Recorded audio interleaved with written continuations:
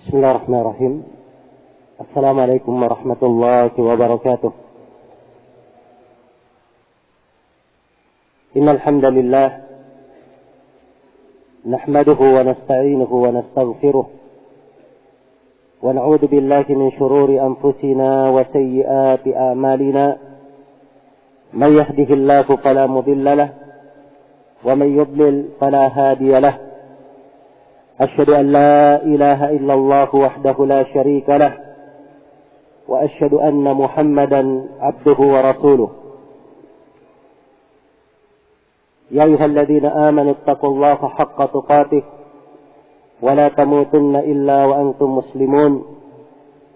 يا أيها الناس اتقوا ربكم الذي خلقكم من نفس واحدة وخلق منها زوجها وبث منهما رجالا كثيرا ونساء واتقوا الله الذي تساءلون به والأرحام إن الله كان عليكم رقيبا.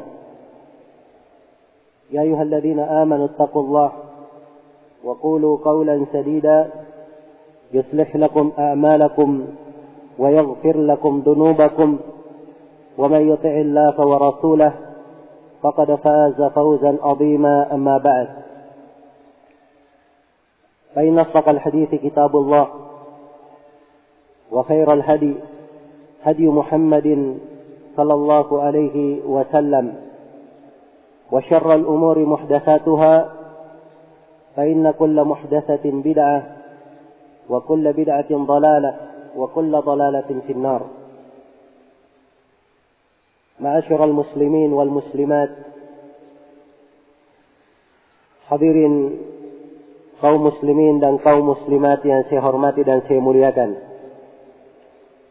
Alhamdulillah, segala puji dan syukur kepada Allah Subhanahu wa taala yang terus-menerus melimpahkan nikmat kepada kita semua, mencurahkan kepada kita berbagai anugerah yang kita sering lalai darinya dan kurang bersyukur terhadapnya. Nikmat-nikmat yang tidak mungkin kita bisa jumlah dan tidak mungkin kita bisa mensyukuri seluruhnya. Dan Allah telah mengingatkan, wa in ta'uddu ni'matallahi la tuhsuha. Dan apabila kalian ingin menghitung nikmat Allah Subhanahu wa taala, kalian tidak akan mampu untuk menjumlahnya. Tapi suatu hal yang pasti bahwa wa ma bikum min ni'matin famin Allah. Nikmat apapun yang kalian dapatkan, maka itu datangnya dari Allah Subhanahu wa taala. Maka segala puji bagi Allah Subhanahu wa taala terhadap nikmat Islam, dan kita bersyukur kepadanya terhadap nikmat iman. Dan kita bersyukur kepada Allah Subhanahu wa taala dimuliakan dengan berbagai musim kebaikan, amalan-amalan ketaatan yang mendekatkan diri kepadanya.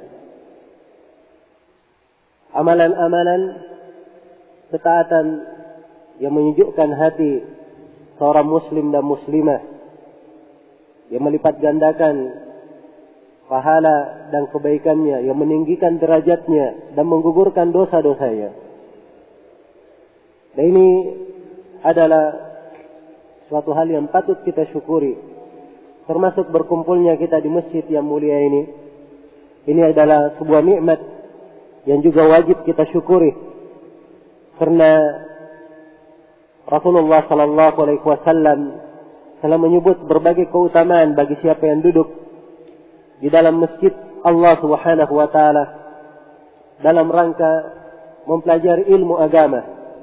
Di dalam hadis Abi Hurairah yang diriwayatkan oleh Imam Muslim, beliau menyatakan, "Ma min qaumin jalasu fi baitin min buyutillah yatluna kitaballahi wa yatadarasunahu fima bainahum illa nazalat alaihim as-sakinah wa ghashiyatuhum ar-rahmah wa haffathum al-malaikah wa dzakarahum Allah ta'ala fi man 'indah." Tidak ada satu kaum pun yang duduk di rumah dari rumah-rumah Allah, yaitu di masjid dari masjid-masjid Allah. Mereka membaca kitab Allah, saling mempelajarinya antara sesama mereka. Tidaklah mereka duduk seperti ini, kecuali akan turun kepada mereka ketenangan. Iya, kecuali akan turun kepada mereka ketenangan. Mereka akan diliputi oleh rahmat, dinaungi oleh para malaikat.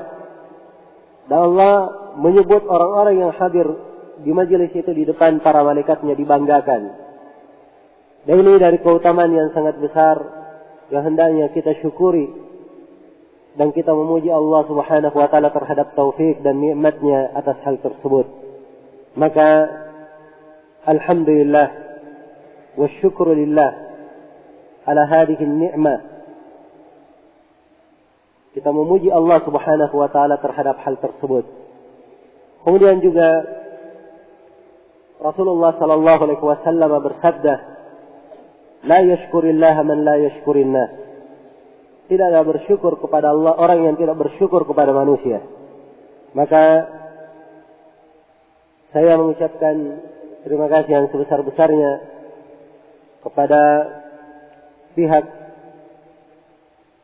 pengurus Masjid Al-Markaz Al-Islami Kabupaten Maros yang selalu mendukung kegiatan-kegiatan kebaikan yang terdapat di dalamnya manfaat dan kemaslahatan bagi kaum muslimin.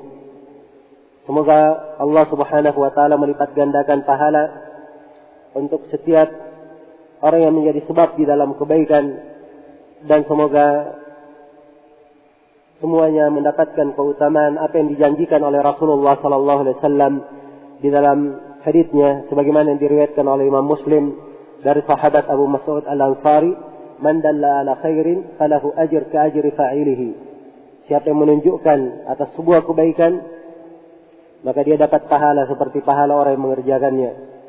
Dan juga Rasulullah bersabda dalam hadits riwayat Bukhari dan Muslim, "Man istata'a minkum ay yanfa'a akhahu falyaf'al." Siapa di antara kalian yang mampu memberi manfaat kepada saudaranya, hendaknya dia kerjakan. Hadirin sekalian, kaum muslimin dan kaum muslimat yang saya hormati dan saya muliakan. Di antara keutamaan yang Allah berikan kepada kita, umat Islam, kita dikhususkan dengan musim-musim ibadah, dengan waktu-waktu yang di dalamnya terdapat berbagai keutamaan, di dalamnya terdapat berbagai kemuliaan. Musim-musim tersebut ada di dalam setahun, berulang dan beraneka ragam. Dari bulan Muharram,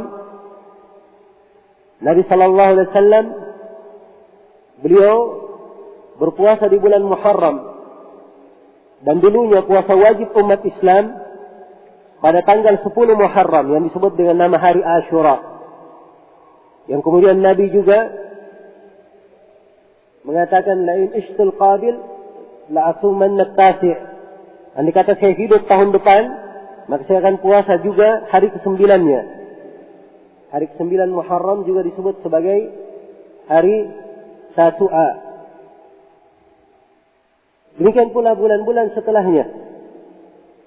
Dan pada setiap bulannya ada amalan-amalan salih dan amalan-amalan ibadah yang dituntunkan.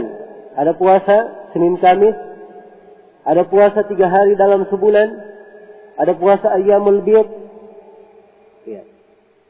Dan ada bulan-bulan khusus seperti Muharram ini, juga seperti bulan Ramadan yang Allah memuliakan kita dengannya pada saat ini, juga seperti bulan Dzulhijjah, terdapat di dalamnya keutamaan-keutamaan. 10 hari pertama dari bulan Dzulhijjah itu adalah amalan salih yang paling dicintai oleh Allah. Tidak ada yang lebih dicintai melebihi 10 hari itu. Iya. Dan ini adalah musim dari musim-musim yang Allah muliakan umat Islam dengannya. Dan seorang muslim yang bergembira dengan hal ini, di antara bentuk kegembiraannya, dia menyambut musim-musim tersebut dengan mempelajari apa yang seharusnya dia lakukan. Apa tuntunan yang disyariatkan di musim-musim tersebut, agar supaya dia beribadah kepada Allah di atas ilmu, dan dia beribadah kepada Allah sesuai dengan apa yang dituntunkan oleh Allah dan Rasulnya. Sesuai dengan apa yang dituntunkan oleh Allah dan Rasulnya. Sebab agama ini yang menjadi ukuran adalah apa yang mencocoki tuntunan. Bukan sekedar semangat, bukan sekedar keikhlasan, tapi keikhlasan dan mencocoki tuntunan Rasulullah sallallahu alaihi wasallam. Karena itu dalam Al-Quran Allah berfirman, "Wa ma umiru illa liya'budullaha mukhlishina lahuddin hunafa." Tidaklah mereka diperintah. Perhatikan bahasanya, tidaklah mereka diperintah. Ini menunjukkan bahwa agama semuanya dibangun di atas perintah. Ada dasar, tuntunan, aturan yang sudah jelas. Tidaklah mereka diperintah kecuali untuk beribadah kepada Allah dengan mengikhlaskan agama hanya untuknya. Hunafa, ia memurnikan agama itu, mentauhidkan Allah dan meninggalkan segala bentuk kesyirikan, perbuatan mempersekutukan Allah dalam ibadah. Iya. Maka dari kebiasaan dari orang-orang yang salih dan dari pelajaran yang ditinggalkan oleh para ulama kita, bahwa menyambut musim-musim kebaikan tersebut adalah dengan mempelajari apa yang dituntunkan di musim itu. Orang yang akan masuk ke bulan Ramadan, harusnya sebelumnya dia mempelajari bagaimana tuntunan puasa. Bagaimana tuntunan puasa.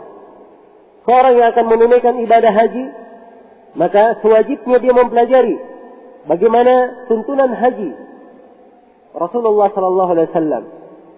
Iya. Orang yang akan memasuki 10 hari di bulan Dzulhijjah, maka hendaknya dia mengerti apa amalan-amalan yang disyariatkan di dalam 10 hari yang mulia itu, agar supaya dia melakukan amalan itu dibangun di atas tuntunan dan tidak ada dari waktunya yang terlantar. Tidak ada dari waktunya yang terlantar. Demikian pula kita, ya, hari ini kita berada pada tanggal 19 Ramadan. Pada tanggal 19 Ramadan. Ya, dalam waktu 2 hari lagi kita akan memasuki 10 hari yang terakhir dari bulan Ramadan. Dan 10 hari yang terakhir dari bulan Ramadan ini yang paling afdalnya di dalam bulan Ramadan. Yang paling afdalnya di dalam bulan Ramadan. Karena itu di 10 hari terakhir ada ibadah-ibadah yang lain dituntunkan dan disyariatkan dan disebutkan keutamaan-keutamaannya.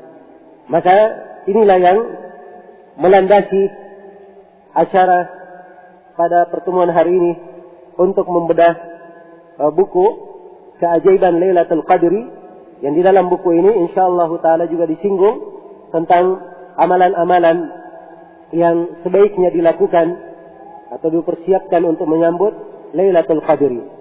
Iya.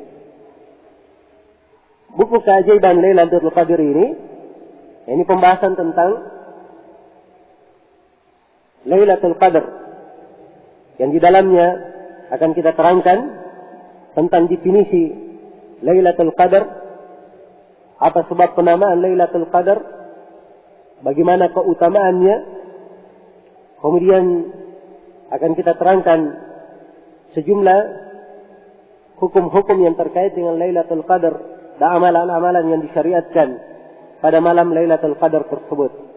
Juga di dalam karena dia terkait ya dengan penyebutan Lailatul Qadar, dan Lailatul Qadar adalah surah tersendiri dalam Al-Quran. Kita juga menyebutkan secara ringkas tafsir surah Al-Qadar di dalam pembahasan buku ini. Iya. Dan pembahasan Lailatul Qadar ini adalah pembahasan yang ma'ruf dan dikenal. Ada pembahasannya di dalam buku-buku tafsir, dan hampir setiap buku sunnah yang memuat hadis Nabi sallallahu alaihi wasallam memberikan bab pembahasan tentang Lailatul Qadar. Iya. Dan para ulama fikih juga menyinggung hal itu. Kadang disinggung di pembahasan puasa, dan kadang disinggung di pembahasan yang terkait dengan salat. Iya. Maka dia adalah pembahasan yang dimaklumi dari buku-buku dan karya para ulama kita. Data yang saya tuliskan di dalam buku ini adalah intisari dan kesimpulan dari berbagai buku yang menjelaskan tentang Lailatul Qadar ini. Ya. Dan kita berharap kepada Allah Subhanahu wa taala, semoga Allah Subhanahu wa taala menganugerahkan kepada kita semua keikhlasan dan memberikan berkah kepada kita semua dalam setiap ucapan dan amalan. Di dalam buku ini diterangkan sejumlah perkara yang terkait dengan Lailatul Qadar. Ya. Dan saya akan menjelaskan beberapa pembahasan yang diterangkan di dalam buku ini. Di halaman 20, ya, kita jelaskan tentang definisi Lailatul Qadar. Ya. Mau disebut Lailatul Qadar boleh, mau ditambah i di belakangnya juga boleh. Lailatul Qadri. Ini cuman di dalam masalah mengejanya saja.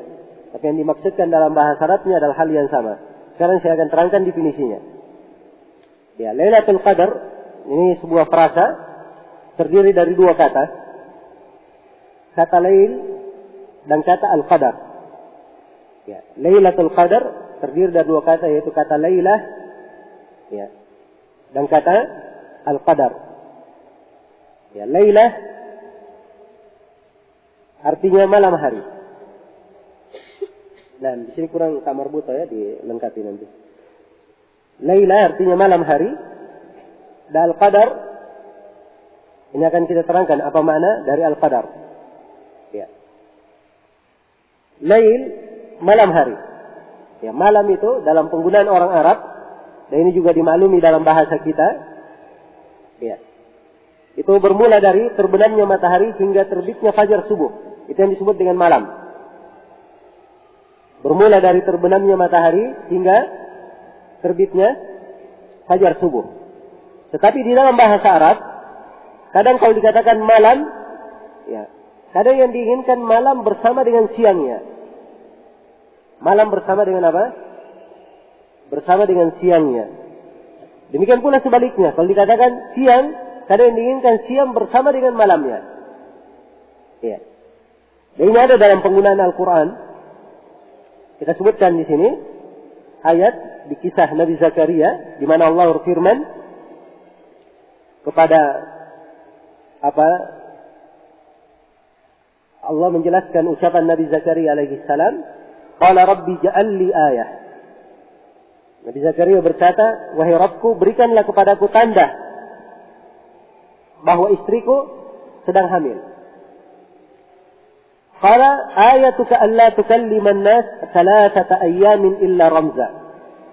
Maka Allah berfirman, tanda bagimu, kamu tidak berbicara dengan manusia, ya, 3 hari, kecuali hanya sekedar isyarat. Nah, karena memang yang disyariatkan, mereka puasa mereka dengan tidak berbicara. Ya, adapun kita umat Islam, lain lagi tuntunan puasa kita. Ya, di sini disebut tandanya adalah 3 hari. Ya, sedangkan di ayat yang lain masih kisah Nabi Zakaria juga, Allah berfirman, ayatuka alla tukalliman nas thalatha layalin sawiyya. Ya, tanda bagi kamu adalah kamu, ya, tidak berbicara dengan manusia 3 malam. Di ayat pertama 3 hari, di ayat yang kedua apa? 3 malam. Ya, sebab di ayat yang pertama 3 hari maksudnya hari bersama dengan malamnya. Dan di ayat yang kedua dikatakan 3 malam, maksudnya malam bersama dengan apa? Bersama dengan siangnya. Ya. Ini mungkin pembahasan agak sederhana. Ya, mungkin ada yang bertanya, untuk apa diuraikan bahwa dalam bahasa Arab kadang malam bersama, kalau disebut malam masuk juga siangnya, atau siang masuk juga malamnya. Ya. Tapi ini sebenarnya banyak keterkaitannya dalam sejumlah pembahasan syariat kita. Ini pembahasan dipakai di dalam pembahasan i'tikaf. Ini juga dibahas di dalam pembahasan nadar. Ya. Kalau ada yang bernadar, saya bernadar puasa sehari. Atau puasa sehari jelas ya. Karena puasa disebut puasa. Kalau dia bernadar misalnya, saya nadar i'tikaf selama sehari. Sehari apa yang diinginkan? 12 jam atau 24 jam? Ya. Jelas ya? Ini punya keterkaitan dalam sejumlah pembahasan. Karena itu bahasa-bahasa, ya, kadang uraian-uraian pembahasan ilmiah, kadang kita berlalu sepintas lalu, kita pahami tidak ada masalah di situ. Tapi sebenarnya ada kandungan-kandungan fikih yang patut kita cermati. Baik. Ini pembahasan tentang definisi al-lailah, definisi malam.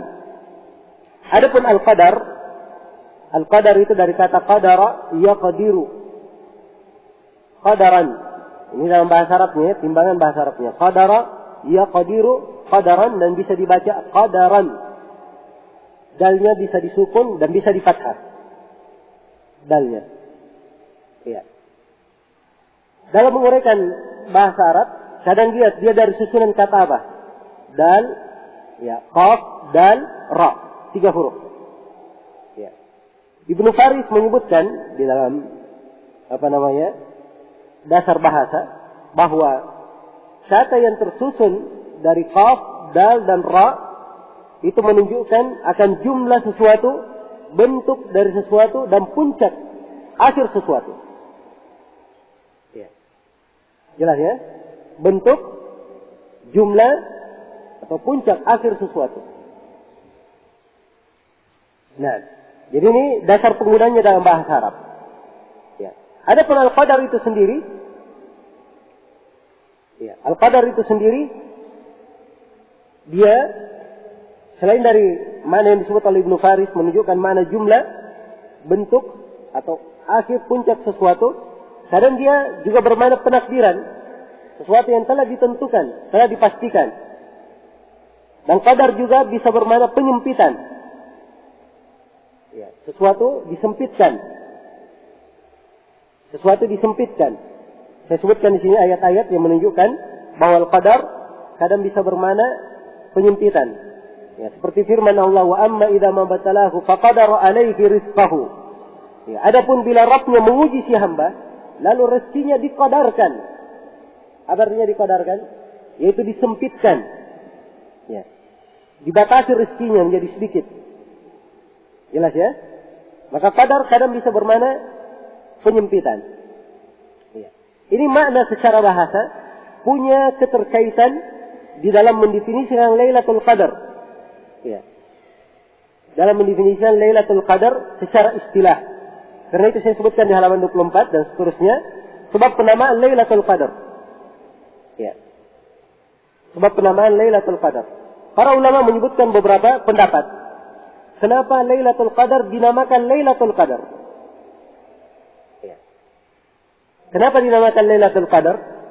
Pendapat pertama, dinamakan Lailatul Qadar karena pada malam itu Allah Subhanahu wa taala menakdirkan segala ketentuan yang berkaitan dengan makhluk yang akan terjadi pada tahun itu. Ya. Jadi ini makna yang pertama, dia tafsirkan al-qadar bermakna penakdiran. Sebab pada malam itu adalah malam penakdiran. Segala ketentuan dan takdir ditakdirkan di malam itu. Ya. Dan ini sebagian para ulama menyebutnya sebagai pendapat jumhur, pendapat mayoritas para ulama. Ya. Dan mereka berdalilkan dengan ayat fiha yufraqu kullu amrin hakim. Pada malam itu, yaitu malam Lailatul Qadar, segala urusan yang penuh hikmah dijelaskan. Iya. Baik.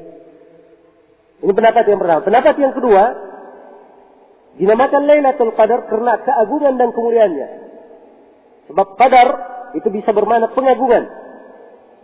Jadi, kalau dikatakan fulan du qadrin, si fulan ini punya qadar, artinya si fulan ini dia punya keagungan dan kemuliaan, dia punya kedudukan.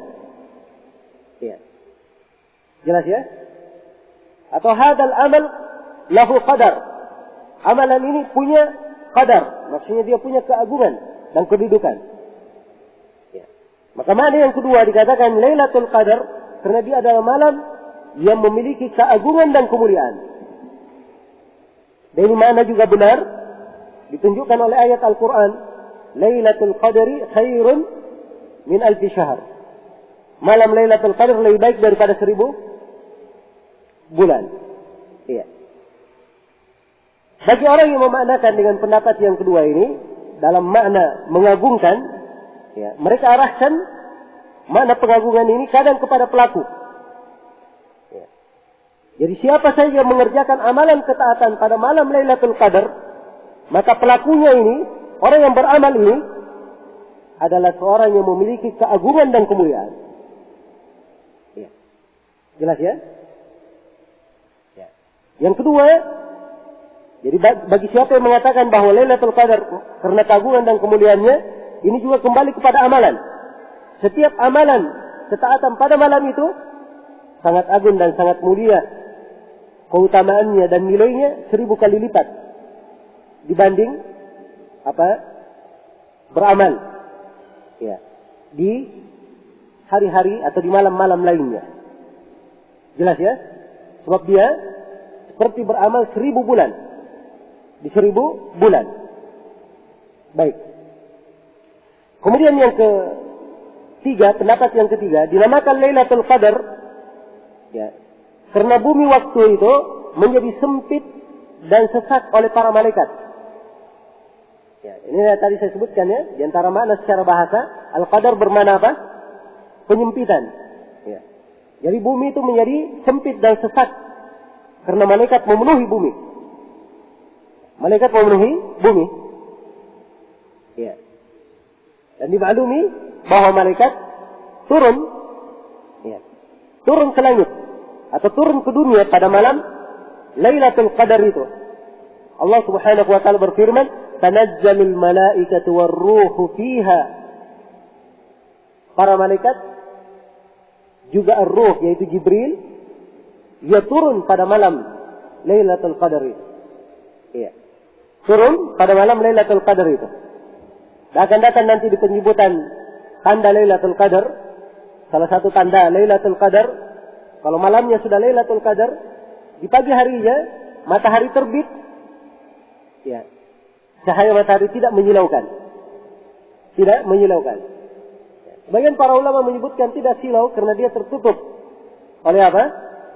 Para malaikat yang naik. Jelas ya? Para malaikat yang naik. Ya. Maka ini diantara sebab atau pendapat yang ketiga mengatakan bahwa Lailatul Qadar dinamakan Lailatul Qadar karena bumi menjadi sempit dan sesak oleh para malaikat pada malam itu. Iya. Dan disebutkan di dalam hadisnya, dalam hadis Abu Hurairah riwayat At-Tayalisi, Imam Ahmad dan selainnya, Rasulullah bersabda, "Innaha lailatu sabi'atin aw tasi'atin wa 20, innal malaika tilka al-laila fil ardi aktsaru min adadil hasa." Sesungguhnya Lailatul Qadar itu berada pada malam ke-27 atau ke-29, dan sesungguhnya para malaikat di bumi pada malam itu lebih banyak dari jumlah batu-batu kerikil. Ya. Perhatikan, para malaikat, ya, di bumi pada malam itu lebih banyak daripada apa? Jumlah batu-batu kerikil. Ya. Baik. Kemudian yang keempat, pendapat yang keempat, ada yang mengatakan bahwa dinamakan Lailatul Qadar, ya, karena Allah pada malam itu menurunkan Al-Quran. Ya. Sebab Al-Quran diturunkan di mana? Diturunkan di bulan Ramadan. Dan di bulan Ramadannya diturunkan di Lailatul Qadar. Di Lailatul Qadar. Karena itu pendapat yang lemah. Ya. Dari para ulama yang mengatakan bahwa Al-Quran turun pada tanggal 17 Ramadan. Ini termasuk pendapat yang lemah. Ya, sebab menyelisihi mana yang nampak dari Al-Quran. Di Al-Quran dikatakan bahwa diturunkan inna anzalnahu fi Lailatul Qadar. Diturunkan di Lailatul Qadar. Dan di Lailatul Qadar itu akan kita terangkan dia di 10 malam terakhir. Dia di 10 malam terakhir. Jelas ya? Baik, jadi ini 4 pendapat. Dan 4 pendapat ini tidak bertentangan. Semuanya benar. Semuanya ditunjukkan oleh dalil. Dan ini memberikan kepada kita betapa agungnya dan besarnya, ya, dan betapa menakjubkannya Lailatul Qadar ini. Ya. Di mana dari sisi penamaannya saja sudah menunjukkan apa? Berbagai keutamaan di dalamnya. sudah menunjukkan berbagai keutamaan dan keagungan di dalamnya. Kemudian di halaman 28 kita terangkan tafsir surah Al-Qadar. Allah Subhanahu wa taala berfirman, "Inna anzalnahu fi lailatul qadar. Wa ma adraka ma lailatul qadar? Lailatul qadri khairum min alf syahr. Tanazzalul malaikatu war-ruhu fiha bi'izni rabbihim min kulli amr. Salamun hiya hatta matla'il fajr." Ya. Baik, saya terjemah dulu. Sesungguhnya kami menurunkan Al-Quran pada malam Al-Qadar, Lailatul Qadar. Tahukah kamu apa Lailatul Qadar itu? Lailatul Qadar itu lebih baik daripada 1000 bulan. Pada malam itu malaikat-malaikat dan malaikat Jibril turun dengan izin Rabb mereka untuk mengatur segala urusan. Malam itu penuh keselamatan hingga fajar terbit. Baik. Mula-mula di tafsirannya saya sebutkan bahwa surah Al-Qadar ini adalah surah Makkiyah menurut mayoritas ahli tafsir. Ya. Ada sebagian yang menyebutkan bahwa dia adalah surat Madaniyah, tapi yang benarnya dia adalah surah Makkiyah. Ya, ini nampak pada konteks ayat dan juga nampak di surah Ad-Dukhan. Ya. Di mana Allah berfirman, "Inna anzalnahu fi lailatin mubarakah." Kami turunkan dia pada malam yang berkah. Dan surah Ad-Dukhan adalah surah Makkiyah.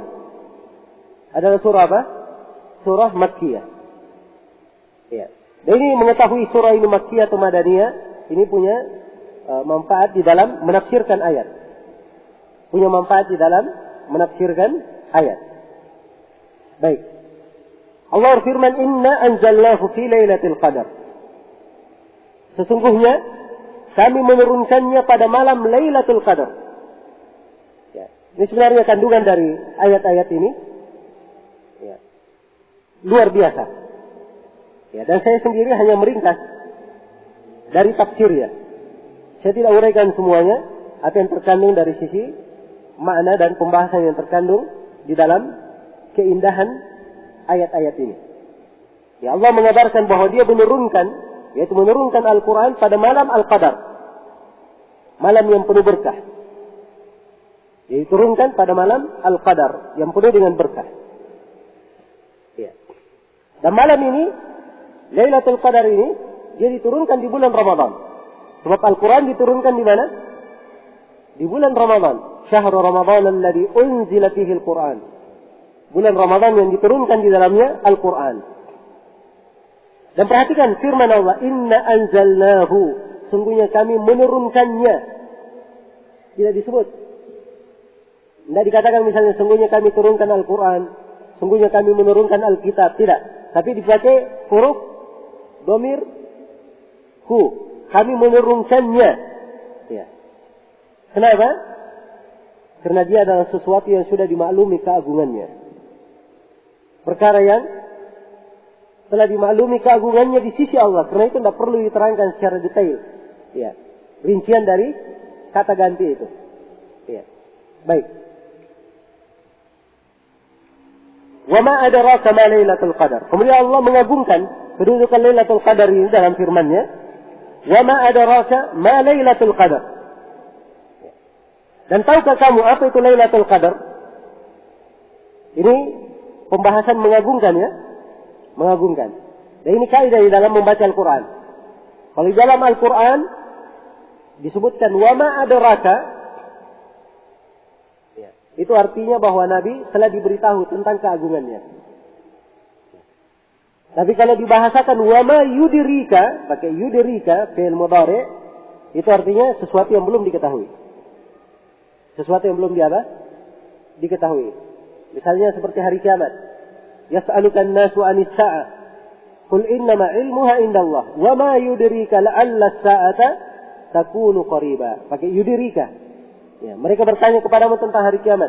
Katakanlah bahwa ilmunya di sisi Allah. Ya, tidakkah mereka tahu bahwa mungkin saja hari kiamat itu sudah dekat? Ya. Tidakkah mereka tahu di sini? Mereka tidak tahu memang sama sekali kapan hari kiamat. Tapi kalau Lailatul Qadar di sini, bukankah artinya, kalau saya terjemah bebas, bukankah kami telah memberitahukan kepadamu keagungan Lailatul Qadar? Ya, begitu ya kalau saya terjemah bebas. Jelas ya? Nah, ini pembahasan seperti ini adalah hal yang dimaklum ya. Iya. Jelas ya? Misalnya ada seorang yang membaca Al-Quran. Al-Quran dimaklumi keagungannya dan kebesarannya. Ya. Jelas ya? Dia telah mempelajari Al-Quran. Setelah itu dia tidak beramal dengan tuntunannya. Saya katakan kepadanya, bukankah kamu telah membaca Al-Quran? Ya. Bukan artinya dia tidak pernah membaca. Tapi ini adalah hal yang dengannya saya ingin menegur dengan keagungan Al-Quran yang dia telah pelajari. Jelas ya? Baik, ini sama dengan firman Allah. Saya berikan beberapa contoh penggunaan dalam Al-Quran. Al-Haqqa, Mal-Haqqa, wa ma adraka Mal-Haqqa. Al-Haqqa ini salah satu nama dari nama hari kiamat. Ya. Al-Haqqa artinya sesuatu yang pasti terjadi. Karena hari kiamat banyak namanya. Sesuai dengan sifat hari kiamat itu. Ya. Al-Haqqa, Mal-Haqqa, apa Al-Haqqa itu? Tahukah kamu apa itu Al-Haqqa? Ini pengagungan. Ya, hari kiamat, apa itu hari kiamat? Bukankah kau tahu? Ya, betapa dahsyatnya hari kiamat itu. Yang semua orang pasti akan menyaksikannya secara hakikat. Dan akan mengalaminya. Sama dengan Al-Qari'ah. Mal-Qari'ah. Wa ma adraka Mal-Qari'ah. Al-Qari'ah juga salah satu nama dari nama hari kiamat. Ya. Sebab dikatakan Al-Qari'ah sebab dia mengagetkan. Ya. Membuat semua orang terperanjat pada hari itu. Jelas ya? Jadi sama di sini ketika dikatakan wa ma adraka ma lailatul qadar. Wah, ini pengagungan. Ya. Bukankah kamu tahu kedudukan dan keagungan Lailatul Qadar? Kemudian Allah menjelaskan keutamaan Lailatul Qadar dalam firman-Nya, Lailatul Qadari khairun min alfi syahr. Lailatul Qadar ya, artinya yakni bahwa nilai dan kedudukan Lailatul Qadar lebih baik dari 1000 bulan. Lebih baik dari apa? 1000 bulan. Andai kata suatu amalan soleh dilakukan oleh seorang hamba pada malam itu, pahala dan kedudukannya itu sama kalau dia beramal 83 tahun 4 bulan. Ya. Sebab 1000 bulan berapa tahun? 83 tahun 4 bulan. Jelas ya? Jadi bayangkan, dia beramal satu malam. Ya, anggaplah misalnya dia sholat 2 rakaat. Ya, 2 rakaat dia sholat satu malam. Di malam Lailatul Qadar dia sholat 2 rakaat. Maka sholatnya 2 rakaat ini sama kalau dia sholat tiap malam selama 83 tahun 4 bulan. Ya. Subhanallah. Ya, betapa besarnya rahmat dan keagungan yang Allah berikan kepada kita. Ya. Jadi dia menyebabkan umat Islam tidak bisa disaingi oleh umat-umat sebelumnya. Umat Islam memang umat yang paling terakhir. Ya. Di muka bumi ini telah ada 70 umat. Dan umat Islam adalah umat yang ke-70. Tapi mereka adalah yang paling utama di sisi Allah. Rasulullah bersabda, Antum tufuna sab'ina ummah. Antum akramuha wa afdaluha ala Allah tabaraka wa ta'ala. Kalian ini menggenapkan 70 umat. Dan kalian yang paling utamanya dan paling mulianya di sisi Allah. Ya. Karena itu, umat Islam, amalan mereka sedikit, tapi pahalanya berlipat ganda. Pahalanya berlipat ganda. Iya. Lailatul Qadri khairun min alfi syahr. Kemudian Allah menjelaskan sisi keutamaan lain. Tanazzalul malaikatu warruhu fiha bi'idni rabbihim min kulli amr. Salamun hiya hatta matla'il fajr. Ya. Pada malam itu malaikat-malaikat dan malaikat Jibril, ar-ruh di situ adalah malaikat Jibril. Ya. Mereka turun bi'idni rabbihim. Mereka turun dengan ketentuan dari Rabbnya. Idin di sini ya, artinya adalah ketentuan Allah, ketetapan Allah Subhanahu wa taala. Sebab dia adalah izin ya. Apa? Kauni, qadari, syar'i dan kauni dan syar'i. Ya. Allah Subhanahu wa taala menurunkan para malaikat, diperintah untuk turun bi'idni rabbihim, dengan izin Rabbnya. Min kulli amr, untuk mengatur segala perkara. Ya. Yani banyak para malaikat yang turun pada malam itu dengan rahmat dan keberkahan. Ya, kalau disebutkan malaikat turun, ya turunnya malaikat itu selalu membawa kebaikan. Tadi saya sebutkan ya hadis di majelis-majelis ilmu dinaungi oleh apa? dinaungi oleh para malaikat. Jadi penyebutan para malaikat turun itu dalam bentuk menaungi. Dalam bentuk menaungi. Ya. Memberikan kebaikan, membawa berkah dan rahmat. Dan ini banyak sekali contohnya dalam hadis. Banyak sekali contohnya. Ya. Maka sekedar diturunkan, dikatakan para malaikat turun, apalagi dipimpin oleh Jibril bersama dengan Ar-Ruh Jibril, maka ini adalah suatu hal yang luar biasa. Iya. Bi'idni Rabbihim, dengan izin Rabbnya, min kulli amr. Kemudian Allah firman, salamun hiya hatta matla'il fajr. Salamun, keselamatan. Iya. Hiya, yaitu malam itu penuh dengan keselamatan, hatta matla'il fajr, sampai fajar terbit. Ya, apa artinya penuh dengan keselamatan? Ya, ini ada 3 penafsiran disebutkan oleh Abu Bakar Ibn al-Arabi dan selainnya. Lailatul Qadar, ya, adalah keselamatan dari segala sesuatu. Tidak akan terjadi kejadian buruk pada malam itu. Tidak ada syaitan yang dilepaskan. Jadi dikatakan selamat dari kejelekan dan selamat dari gangguan syaitan. Iya, jelas ya? Ini penafsiran yang pertama. Penafsiran yang kedua, ada yang mengatakan selamat hingga terbit fajar subuh. Ya. Artinya seluruh waktu dari Lailatul Qadar, dari terbenamnya matahari hingga terbitnya fajar subuh, semuanya adalah kebaikan dan berkah. Semuanya adalah makna keselamatan bagi siapa yang beramal di dalamnya. Iya. Jelas ya? Kemudian makna yang ketiga, sebagian para ulama mengatakan salamun hiya hatta matla'il fajr. Malam itu penuh keselamatan hingga fajar terbit. Artinya para malaikat memberi salam kepada kaum mukminin hingga terbit fajar subuh. Maksudnya para malaikat mendoakan keselamatan. Ya. Mengucapkan keselamatan untuk kaum mukminin di malam Lailatul Qadar itu hingga terbit fajar subuh. Ya. Jelas ya? Dan ini tentunya akan bermanfaat bagi siapa yang menghidupkan malamnya pada malam Lailatul Qadar. Ya. Walaupun kalau malam Lailatul Qadar dia sedang tidur, ya. Atau dia sedang sibuk dengan pekerjaan yang sia-sia, apalagi naudzubillah kalau dia sibuk dengan dengan perkara yang merupakan kemaksiatan, maka ini keutamaan tidak akan dia dapatkan. Ya, dan sungguh kerugian yang sangat besar. Sungguh kerugian yang sangat besar.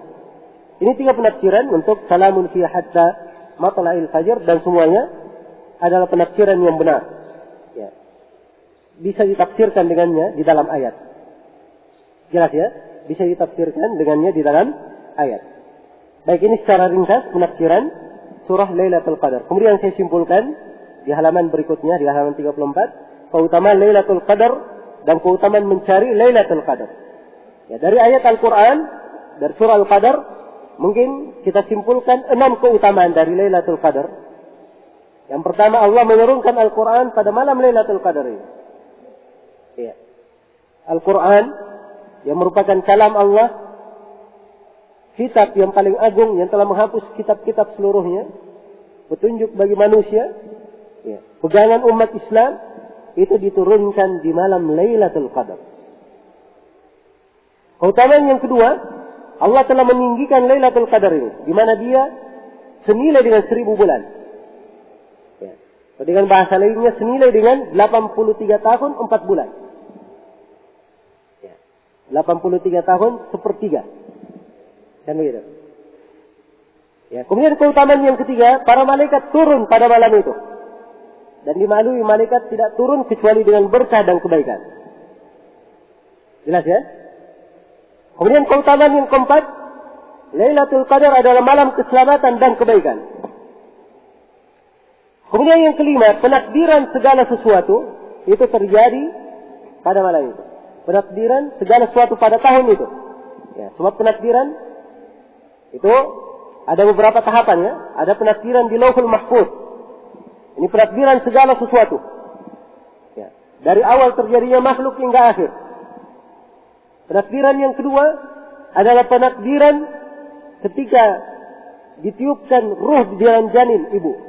Di dalam janin, ya, di janin yang berada di dalam perut ibu. Itu penakdiran yang kedua. Dan penakdiran yang ketiga di sini, penakdiran setiap tahun di malam Lailatul Qadar. Dan penakdiran yang keempat, penakdiran setiap hari. Ya. Wa kulla yawmin huwa fi sya'an. Setiap harinya Allah dalam urusan. Jelas ya? Ini 4 tahapan penakdiran. Dan salah satu dari penakdiran ini, penakdiran tahunan, itu pada malam Lailatul Qadar. Dikhususkan. Yang lainnya tidak ada penyebutan. Tapi khusus untuk ini, tahunan, disebutkan di malam Lailatul Qadar. Kemudian keutamaan yang keenam, Allah Subhanahu wa taala menjelaskan keutamaan Lailatul Qadar ini dalam sebuah surah dalam Al-Qur'an yang akan dibaca hingga hari kiamat. Jelas ya? Perhatikan. Keutamaannya dibaca dalam surah khusus. Ya. Dibaca dalam surah khusus. Ya, di dalam Al-Qur'an tidak ada surah khusus terkait dengan keutamaan salat, keutamaan zakat, keutamaan puasa haji. Jelas ya? Tapi tentang malam Lailatul Qadar ada keutamaan khusus dibaca dalam surah khusus dinamakan dengan nama surah Al-Qadar, dibaca hingga hari kiamat. Dibaca hingga hari kiamat. Maka ini menunjukkan kedudukan malam Lailatul Qadar ini dan keagungannya. Iya. Ini adalah suatu hal yang sangat menakjubkan. Suatu hal yang sangat menakjubkan bagaimana keutamaan dan besarnya rahmat Allah kepada umat Islam. Iya. Adapun dari hadis Nabi sallallahu alaihi wasallam, saya terangkan di sini beberapa hadis. Ya, di antaranya adalah hadis Abu Hurairah yang diriwayatkan oleh Imam Ahmad An-Nasai dan selainnya. Rasulullah sallallahu alaihi wasallam bersabda, "Qad ja'akum Ramadan, syahrun mubarak, iftarada Allahu alaikum siyamahu, tuftahu fihi abwabul jannah, wa tughlaqu fihi abwabul jahim, wa tughallabu fihi asyayatin. Fihi lailatun khairun min alfi syahr. Man hurima khairaha faqad hurim." Rasulullah bersabda, telah datang kepada kalian bulan Ramadan. Telah datang kepada kalian bulan Ramadan. Bulan berberkah. Ya Allah wajibkan puasa terhadap kalian. Ya, sebutkannya mubarak, berberkah. Ya. Dan ini dalam menguraikan berkahnya Ramadan. Ya. Ini ditulis berjilid-jilid buku oleh para ulama. Untuk menguraikan berkah dari Ramadan. Iya. Di dalam bulan ini, ya, pintu-pintu sorga dibuka. Pintu-pintu neraka jahim ditutup. Para syaitan dibelenggu. Para syaitan dibelenggu. Iya. Baik. Ya, di sini sering terjadi pertanyaan, apalagi sudah tanggal 19 Ramadan. Ya. Katanya syaitan dibelenggu. Ya. Tapi kenapa masih ada orang-orang yang suka melakukan maksiat di bulan Ramadan? Ya. Masih ada juga yang tawuran, ya, berkelahi, ya, bahkan ada yang lebih daripada itu. Ada yang dia di luar Ramadan tidak bermaksiat seperti itu, tapi di bulan Ramadan, ya, jadi tempat berjudi, ya, tempat untuk main kartu dan selainnya. Ya. Muncul pertanyaan, kemana syaitan itu? Kenapa? Ya, katanya syaitan dibelenggu. Ya.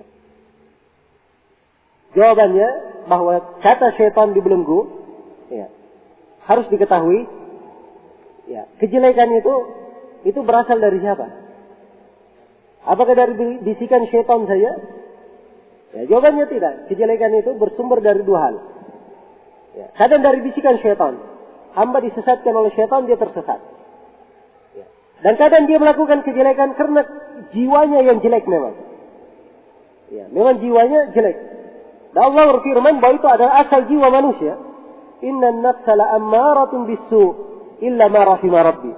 Sungguhnya jiwa itu, ya, memerintah dengan kejelekan, kecuali siapa yang dirahmati oleh Rabbku. Jelas ya? Ya. Jadi kalau syaitan dibelenggu tapi jiwanya yang jelek masih menyuruh dia, ya tetap saja berbuat kejelekan. Jelas ya? Ini jawaban yang pertama. Jawaban yang kedua, sebagian para ulama dia mengatakan bahwa yang dimaksud syaitan dibelenggu bukan seluruh syaitan, tapi syaitan yang paling durjananya yang dibelenggu.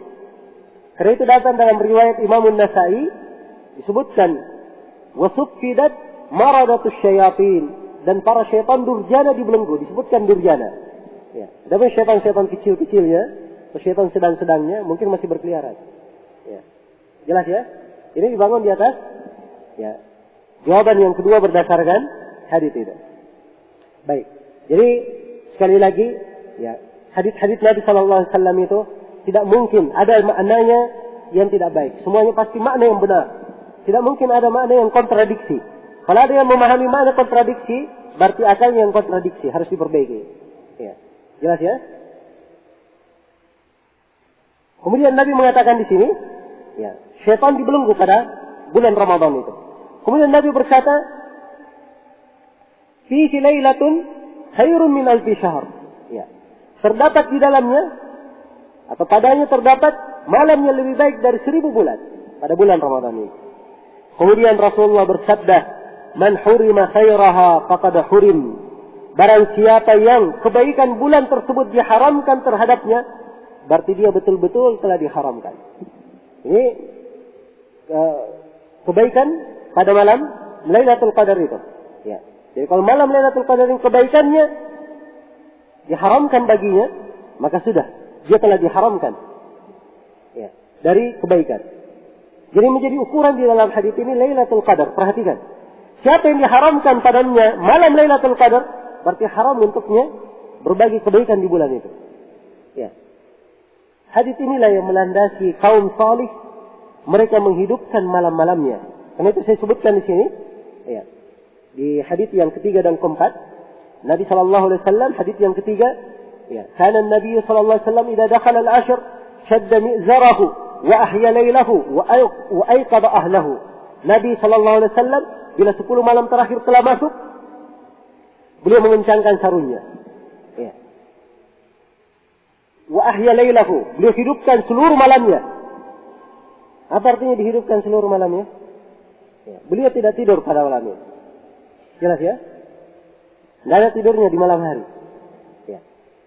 Baik, tidak tidur saja, ya, beliau hidupkan malam itu dengan ibadah. Nah, wa ayqadha ahlahu, dan beliau bangunkan keluarganya. Beliau bangunkan keluarganya. Ya, dan di hadis yang keempat saya sebutkan dari hadis Aisyah, Rasulullah SAW bersabda, atau Aisyah berkata, karena Rasulullah SAW yajtahidu fil ashr al-awakhir ma la yajtahidu fi ghairihi. Ada Rasulullah SAW sangat bersungguh-sungguh pada 10 malam terakhir, sesuatu hal yang beliau tidak bersungguh-sungguh seperti itu di luar malam tersebut. Ya. Tidak pernah beliau bersungguh-sungguh seperti itu selain di 10 malam terakhir. Nah, dan beliau iktikaf, beliau hidupkan malam itu. Ya. Dan dimaklumi ya, dalam pembahasan sholat tarawih, bahwa Nabi SAW beliau pernah sholat malam mengimami manusia sholat tarawih dari setelah Isya. Beliau mengimami sampai mendekati fajar subuh. Sudah hampir mendekati fajar subuh sampai para sahabat berkata, wah, kita sudah ketinggalan sahur. Ya. Jelas ya? Ini beliau hidupkan malamnya. Pada malam ke-27. Perhatikan bagaimana beliau hidupkan seluruhnya untuk sholat. Ya. Bayangkan berapa lama beliau berdiri. Anggaplah sholat Isya, kita selesai, anggaplah jam 9. Ya. Jam 9 sampai jam 3 saja itu sudah 6 jam. Ya. Berdiri untuk menghidupkan malam. Dan ini dilakukan oleh Nabi SAW. Manusia yang paling afdal. Ya. Orang yang paling bertakwa telah diampuni dosa-dosanya yang telah lalu akan datang. Dan ini keseriusan beliau dalam beribadah. Apalagi kita, hamba yang penuh dengan kekurangan, banyak kelalaian, sering jatuh di dalam dosa dan kesalahan. Ya. Maka harusnya lebih banyak lagi berbenah dan lebih banyak sadar untuk menghidupkan apa yang dihidupkan oleh Rasulullah SAW. Ya, saya kembali kepada hadis yang kedua dari keutamaan Lailatul Qadar.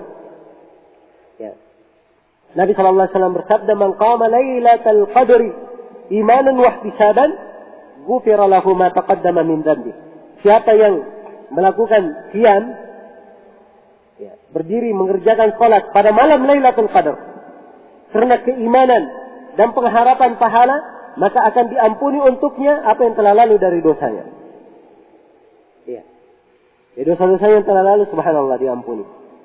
Tapi ingat, siapa yang berdiri di malam Lailatul Qadar karena keimanan, ya, bukan ikut-ikutan, ya, bukan hanya sekedar kebiasaan atau tidak enak sama orang, keimanan, ya. Wahtisaban, diharapkan pahala, melambangkan keikhlasan. Melambangkan keikhlasan dan kesungguhan. Ghufira lahu ma taqaddama min dhanbi. Maka akan diampuni untuknya apa yang telah lalu dari dosa-dosanya.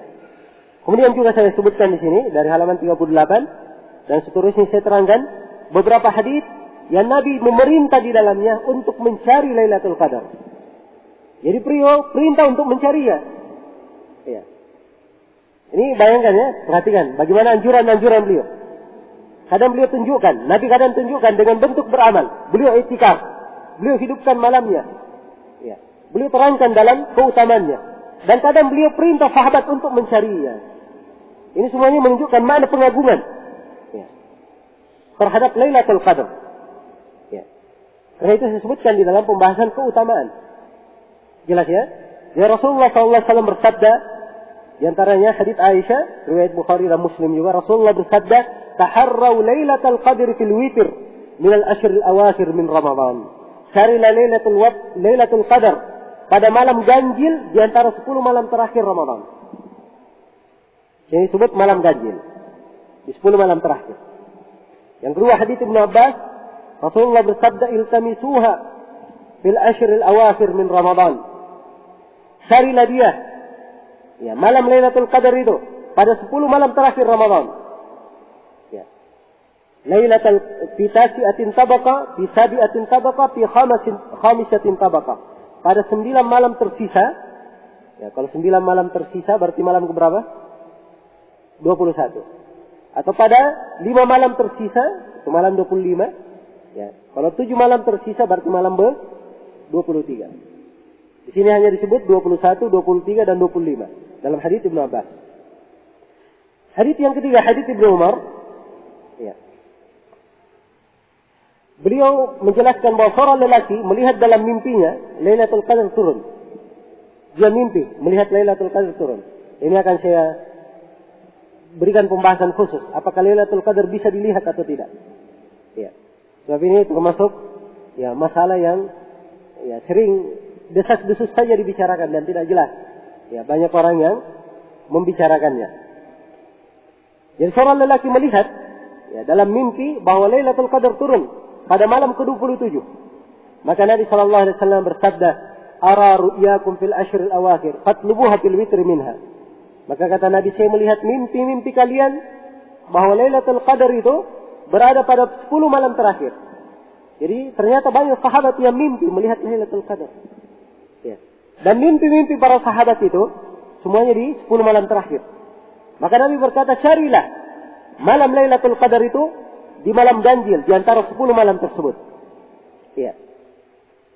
Dan saya sebutkan di sini beberapa riwayat dari hadits Ibnu Umar juga yang semuanya terdapat bahwa mimpinya para sahabat bersepakat.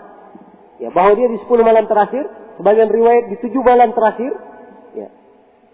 Dan Nabi perintah siapa yang ingin mencarinya, hendaknya dia cari di 10 malam atau 7 malam terakhir tersebut. Jelas ya?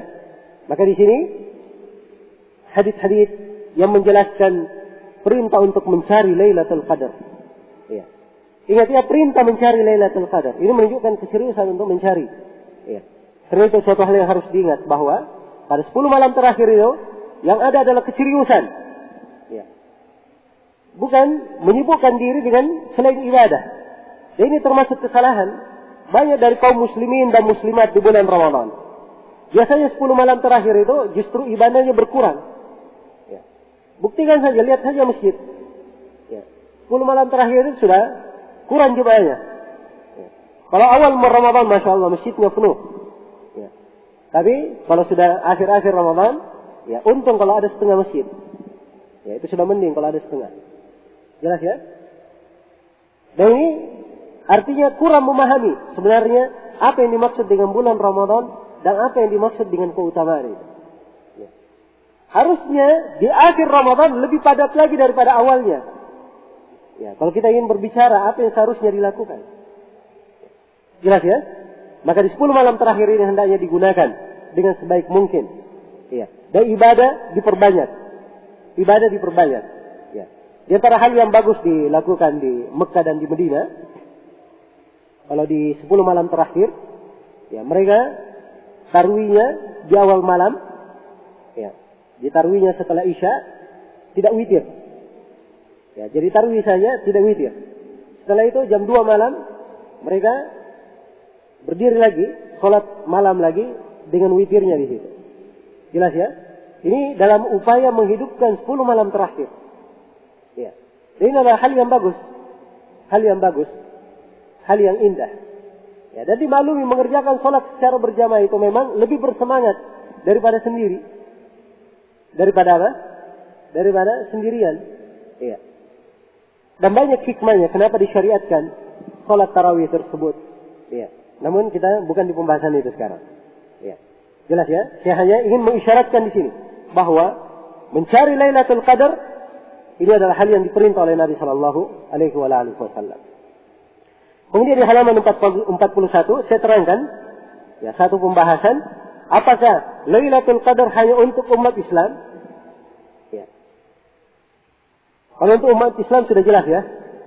Dan sebagian para ulama mengatakan ini adalah kesepakatan bahwa Lailatul Qadar itu khusus untuk umat Islam. Tapi ada pendapat yang lain mengatakan bahwa Lailatul Qadar itu terdapat juga pada umat-umat sebelumnya. Ya, pada umat-umat sebelumnya. Dan mereka berdalilkan dengan hadis. Saya sebutkan di sini hadisnya. Dan hadisnya ada kelemahan. Kelemahannya kita terangkan di akhir buku. Sebab di akhir buku ini saya rangkum hadis-hadis lemah seputar Lailatul Qadar. Ya. Jangan sampai ada yang beramal dengan hadis yang lemah dan dia tahu kelemahannya. Ya, karena itu saya sengaja terangkan. Ya. Dan ada sebagian hadis saya tidak sebutkan di pembahasan. Ya, saya terangkan di hadis lemah. Ya, supaya jangan ada yang bertanya. Ya, kenapa hadis ini tidak disebutkan? Padahal dia juga menjelaskan tentang Lailatul Qadar. Ya, maka ketika saya terangkan hadis yang lemah, maka itu sudah cukup sebagai penjelasan. Jadi apakah Lailatul Qadar ini hanya terjadi untuk umat Islam? Jawabannya iya. Dia hanya untuk umat Islam saja. Itu yang nampak ya, secara jelas sekali dari konteks ayat. Ya. Nampak secara jelas dari konteks ayat. Diturunkan terkait dengan Al-Quran. Dan Al-Quran itu adalah kekhususan untuk umat Islam. Dia adalah kekhususan untuk apa? Umat Islam. Iya. Kemudian di halaman 43. Sini saya terangkan tentang apakah Lailatul Qadar bisa dilihat. Iya. Ini termasuk pembahasan yang sepatutnya kita cermati. Lailatul Qadar itu bisa dilihat. Bisa dilihat. Bisa dilihat dengan mata kepala dan bisa dilihat di dalam mimpi. Ya. Jelas ya? Dilihat dengan mata kepala bagaimana itu? Ya, dilihat dengan mata kepala yaitu dengan melihat tanda-tandanya. Dengan melihat apa? Tanda-tandanya. Karena Lailatul Qadar ada tanda-tandanya. Ya, karena itu ada pembahasan khusus saya terangkan nanti dengan dalil-dalilnya. Tanda-tanda Lailatul Qadar. Ya, sering kita dengarkan di 10 malam terakhir. Ya, banyak dari para ustadz yang berkhutbah kadang menyampaikan ya, tentang Lailatul Qadar begini dan begitu. Ya, tapi tanda-tanda tersebut tidak ditahu dari mana dia dapat.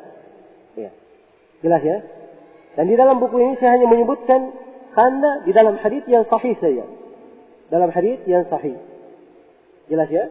Adapun hadis yang lemah kita tidak jadikan sebagai rujukan. Baik. Jadi bisa dilihat dengan mata kepala. Yaitu dengan melihat tanda-tandanya. Tanda-tandanya insyaAllah akan kita terangkan. Dan bisa dilihat dalam mimpi.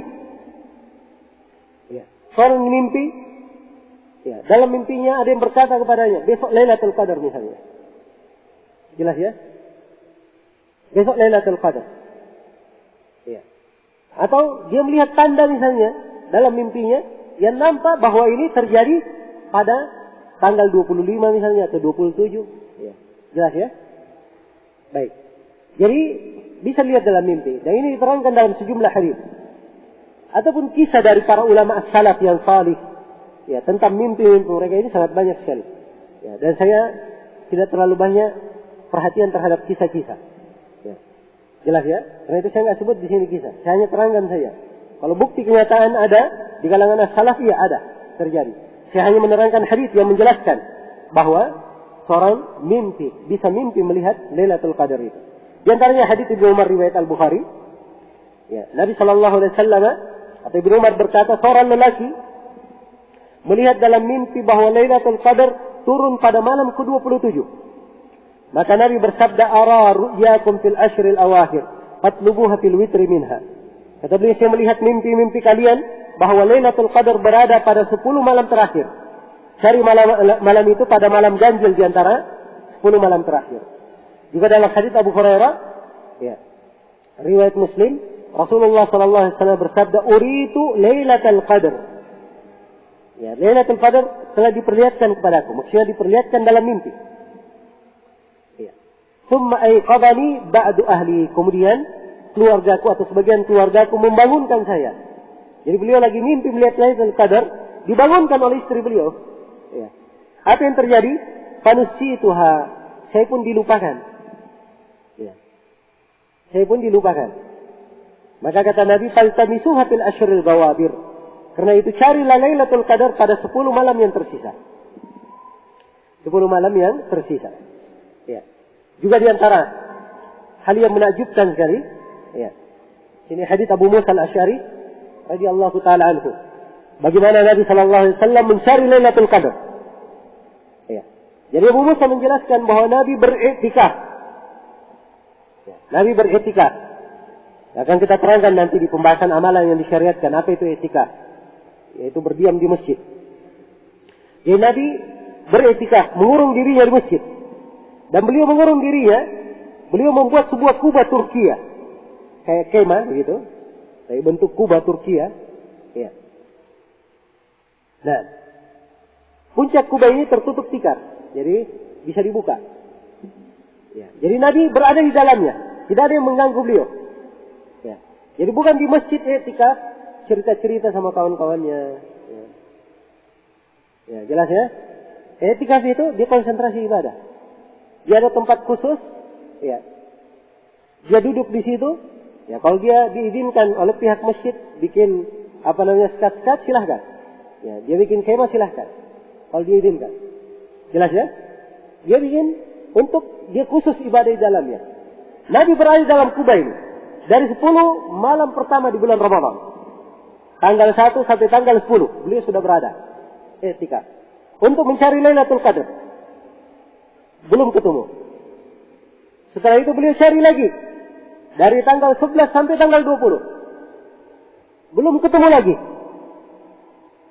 Nah, begitu sudah berlalu malam ke-20, barulah beliau munculkan kepala beliau. Ya. Jelas ya? Beliau berbicara kepada para sahabat. Kata beliau, "Inni i'takaftu al-ashr al-awwal wa altamisu hadhihi al-lailah, thumma i'takaftu al-ashr al-awsat, thumma utitu faqila li innaha fil ashr al-awakhir, faman ahabba minkum an ya'takif falya'takif." Kata beliau, sungguhnya saya i'tikaf di 10 malam pertama. Saya cari malam Lailatul Qadar ini. Kemudian saya i'tikaf di 10 malam kedua. Kemudian saya didatangi. Ya. Maksudnya saya didatangi, yaitu beliau bermimpi. Disampaikan kepadanya. Ya. Bahwa dia itu berada di 10 malam terakhir. Faman ahabba minkum ayya'takif falya'takif. Siapa di antara kalian yang suka untuk i'tikaf, hendaknya dia i'tikaf untuk mencarinya. Ya, jadi ini sebelum Nabi tahu dulunya. Jadi sebelum Nabi tahu, Nabi hanya diberitahu dia di bulan Ramadan. Perhatikan dari keseriusan Nabi, bulan ini beliau hidupkan seluruhnya dari awal sampai akhir. Siapa yang bisa seperti ini? Ya. Subhanallah. Beliau hidupkan 10 hari pertama, 10 malam pertama, 10 malam kedua. Setelah itu baru diberitahu bahwa dia di 10 malam terakhir. Ya. Di 10 malam terakhir. Jelas ya? Baik. Kemudian Nabi SAW pun ya, mencarinya dan beliau bersabda, "Inni urituha lailata witrin wa anni asjudu sabihataha fi tinin wa ma." Kata beliau, saya diperlihatkan bahwa malam Lailatul Qadar itu pada malam ganjil. Dan di dalam mimpiku itu saya melihat bahwa di pagi hari dari Lailatul Qadar itu di waktu subuhnya, saya sujud di atas tanah dan air. Ya. Maksudnya ada hujan, kena tanah, maka bercampurlah tanah dengan air. Kalau dibahasakan bahasa umum, ya beliau sujud di atas lumpur kan begitu. Iya. Jadi inilah Rasulullah Shallallahu Alaihi Wasallam. Maka Nabi pun melanjutkan i'tikafnya. Para sahabat ikut bersama beliau. Iya. Dan Rasulullah Shallallahu Alaihi Wasallam akhirnya pada malam ke-21 beliau mendapatkan atau di pagi harinya turun hujan, kemudian beliau sujud di atas tanah dan air. Ya. Dan ini hadis yang dipegang oleh Imam Syafi'i sehingga beliau memastikan bahwa malam Lailatul Qadar di malam ke-21. Ya. Jelas ya? Dan ini akan kita bahas nanti insyaallah. Ya, di mana kepastiannya. Baik. Jadi sekarang selesai. Saya terangkan dalil-dalil bahwa Lailatul Qadar bisa dilihat dalam mimpi. Bisa dilihat dalam mimpi. Ya. Karena itu kata Syekhul Islam Ibnu Taimiyah, terkadang Allah menyingkap Lailatul Qadar untuk sebagian manusia ketika dia berada dalam keadaan tertidur maupun terjaga. Dan terjaga juga kadang dia bisa lihat. Sehingga dia melihat cahaya-cahaya Lailatul Qadar. Ya. Kadang dia melihat tanda-tanda cahaya. Atau dia melihat orang yang berkata kepadanya, ini adalah Lailatul Qadar. Ya. Ini kadang ya terlihat. Ya, dan kadang sebagian orang salih Allah muliakan dengan sesuatu, tidak dimuliakan untuk orang lain. Ya. Seperti datang dalam sebagian kisah, sebagian orang salih, dia di tengah laut, ya, di malam Lailatul Qadar, ya, dia rasakan air laut itu seperti air tawar. Rasanya seperti apa? Seperti air tawar. Nah, ini tanda bagi dia. Ya. Tapi apakah dikatakan bahwa tanda Lailatul Qadar air laut itu menjadi tawar? Ya, tiap hari dia pergi ke laut, cicipi air laut, kalau tawar berarti Lailatul Qadar. Ya. Tidak, ini adalah tanda Allah berikan, Allah muliakan sebagian dari orang-orang salih saya. Jelas ya? Baik. Saya ada sebagian kadang orang diberikan ya, kelebihan dan keutamaan oleh Allah. Jelas ya? Baik. Dan kadang Allah membuka hatinya dengan musyahadah, penyaksian yang membuat perkara itu jelas. Ya. Seorang hamba karena ketakwaannya, giatnya beribadah, Allah berikan taufik kepadanya. Sehingga dia ini meyakini bahwa malam ini Lailatul Qadar. Ya. Malam ini adalah Lailatul Qadar. Jelas ya? Karena Allah bukakan hatinya dengan keimanan. Nah, demikian pula Imam Nawawi, dia menyebutkan, ketahuilah bahwa Lailatul Qadar bisa dilihat oleh siapapun di antara anak Adam. Ya Allah kehendaki pada setiap tahun, pada bulan Ramadan, sebagaimana yang dijelaskan secara gamblang dalam hadis-hadis dan berita-berita orang yang salih, penglihatan mereka terhadap Lailatul Qadar adalah lebih banyak dari sesuatu yang bisa dibilang. Maksudnya kisah orang salih yang melihat Lailatul Qadar itu, ya, kisahnya tidak terhingga, banyak sekali jumlahnya. Jelas ya? Maka dia adalah hal yang bisa dilihat, dimaklumi. Ya. Ada pun sebagian para ulama yang mengatakan tidak bisa dilihat secara hakiki, maka ini adalah pendapat yang dianggap keliru oleh sebagian para ulama. Baik, selesai sudah pembahasan tentang Lailatul Qadar apakah bisa dilihat atau tidak. Kemudian di halaman 49 saya terangkan, ya, apakah ada malam yang lebih utama dari Lailatul Qadar? Ya. Secara umum kita sudah ketahui bahwa Lailatul Qadar khairun min alfi syahr. Ya, malam Lailatul Qadar lebih baik daripada 1000 bulan. Iya. Dan ini yang dipegang oleh mayoritas ulama bahwa Lailatul Qadar yang paling utama. Tapi sebagian dari para ulama, ya, Syafi'iyah, ada yang berpendapat bahwa malam Jumat itu lebih utama. Malam Jumat lebih utama karena mereka melihat sebagian keutamaan dari hari Jumat, ya, menunjukkan keutamaan. Ya, tapi yang benarnya bahwa malam Lailatul Qadar itu lebih utama. Itu lebih utama. Dalilnya sangat jelas sekali menunjukkan keutamaan. Menunjukkan keutamaan melebihi yang lainnya. Ya.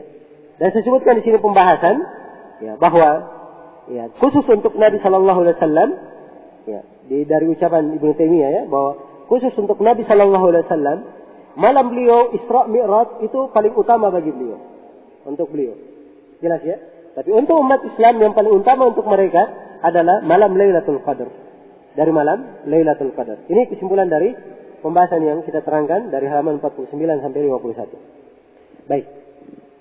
Kemudian di halaman 52 saya terangkan tentang sebab terangkatnya penentuan Lailatul Qadar. Iya. Ini di dalam pembahasan ini saya ingin menjelaskan bahwa Lailatul Qadar penentuannya itu sudah terangkat. Ya. Artinya apa? tidak bisa ditentukan di mana Lailatul Qadar itu, pastinya di mana. Misalnya dikatakan pastinya tanggal 27, atau pastinya tanggal 25, atau pastinya tanggal 23. Jelas ya? Ya, penentuan tentang pastinya ini telah terangkat. Ya. Walaupun ada sebagian dari para ulama kita yang berpendapat bahwa Lailatul Qadar itu ada setiap tahun, tidak dipastikan memang, tapi setiap tahun dia tempatnya itu saja. Tapi kita tidak tahu yang mana dia. Jelas ya?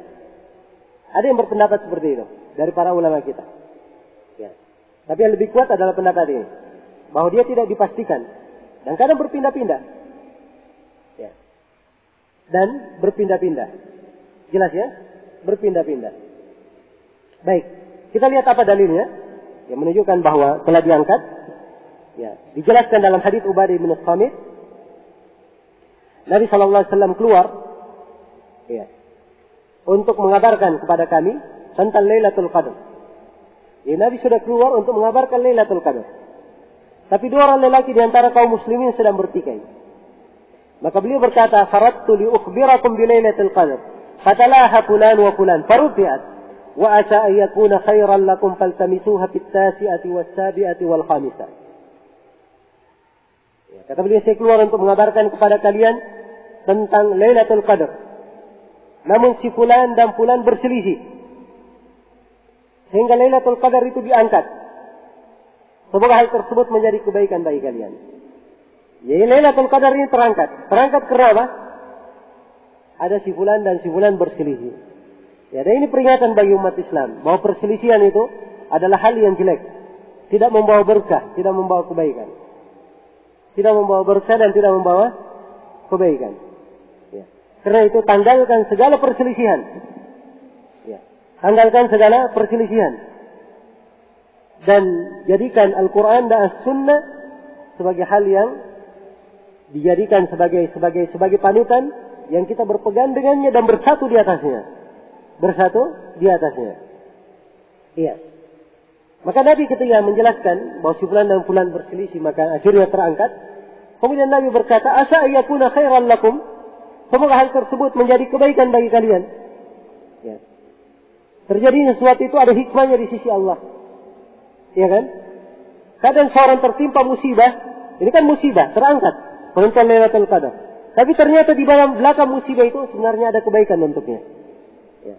Ketika Lailatul Qadar ini diangkat, tidak diketahui kapan Lailatul Qadar, maka seorang akan giat beribadah, kan begitu?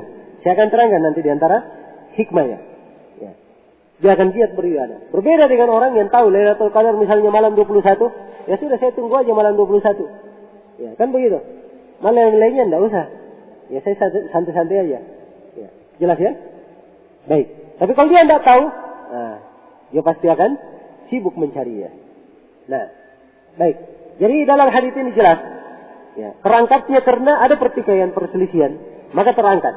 Dan di dalam hadis yang lain diterangkan penyebab yang lainnya, yaitu Nabi tidur, kemudian dibangunkan oleh sebagian istrinya. Sebagian istri beliau membangunkan, dan akhirnya beliau dibuat lupa tentang malam itu. Jelas ya? Maka ini dalil-dalil yang menunjukkan bahwa Lailatul Qadar penentuannya sudah terangkat.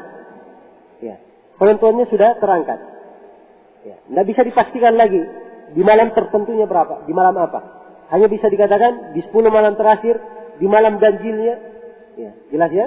Tapi ditentukan pastinya di mana. Nah, ini telah terangkat berdasarkan dua hadis ini. Jelas ya?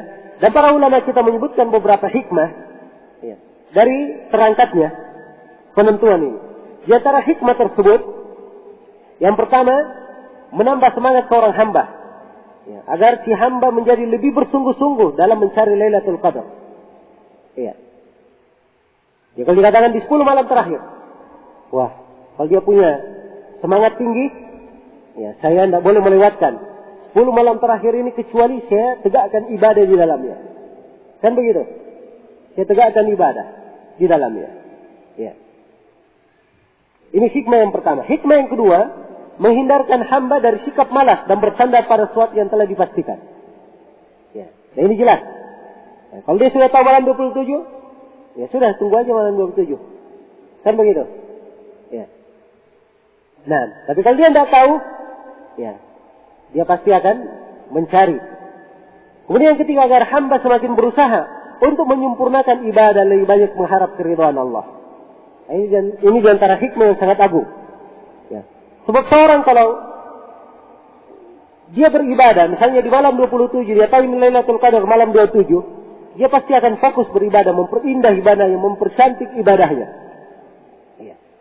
Bayangkan, sebab dia tahu ini malam Lailatul Qadar, ya, dia harapkan seperti orang yang beramal 83 tahun 4 bulan, ya, dia harapkan, dia bermohon ampun kepada Allah di malam ini, seakan-akan dia telah memohon ampun selama 83 tahun, menggugurkan dosa-dosanya. Ya. Jelas ya? Maka, ya, keseriusannya di dalam menegakkan ibadah ini akan lebih sempurna apabila dia tidak tahu di mana malam itu. Tapi kalau dia tahu di mana malam itu, dia hanya serius pada sebagian, dan sebagian yang lain mungkin dia biasa-biasa saja. Ya. Jelas ya? Mungkin dia biasa-biasa saja. Baik, kemudian di antara hikmahnya, dan ini hikmah yang keempat,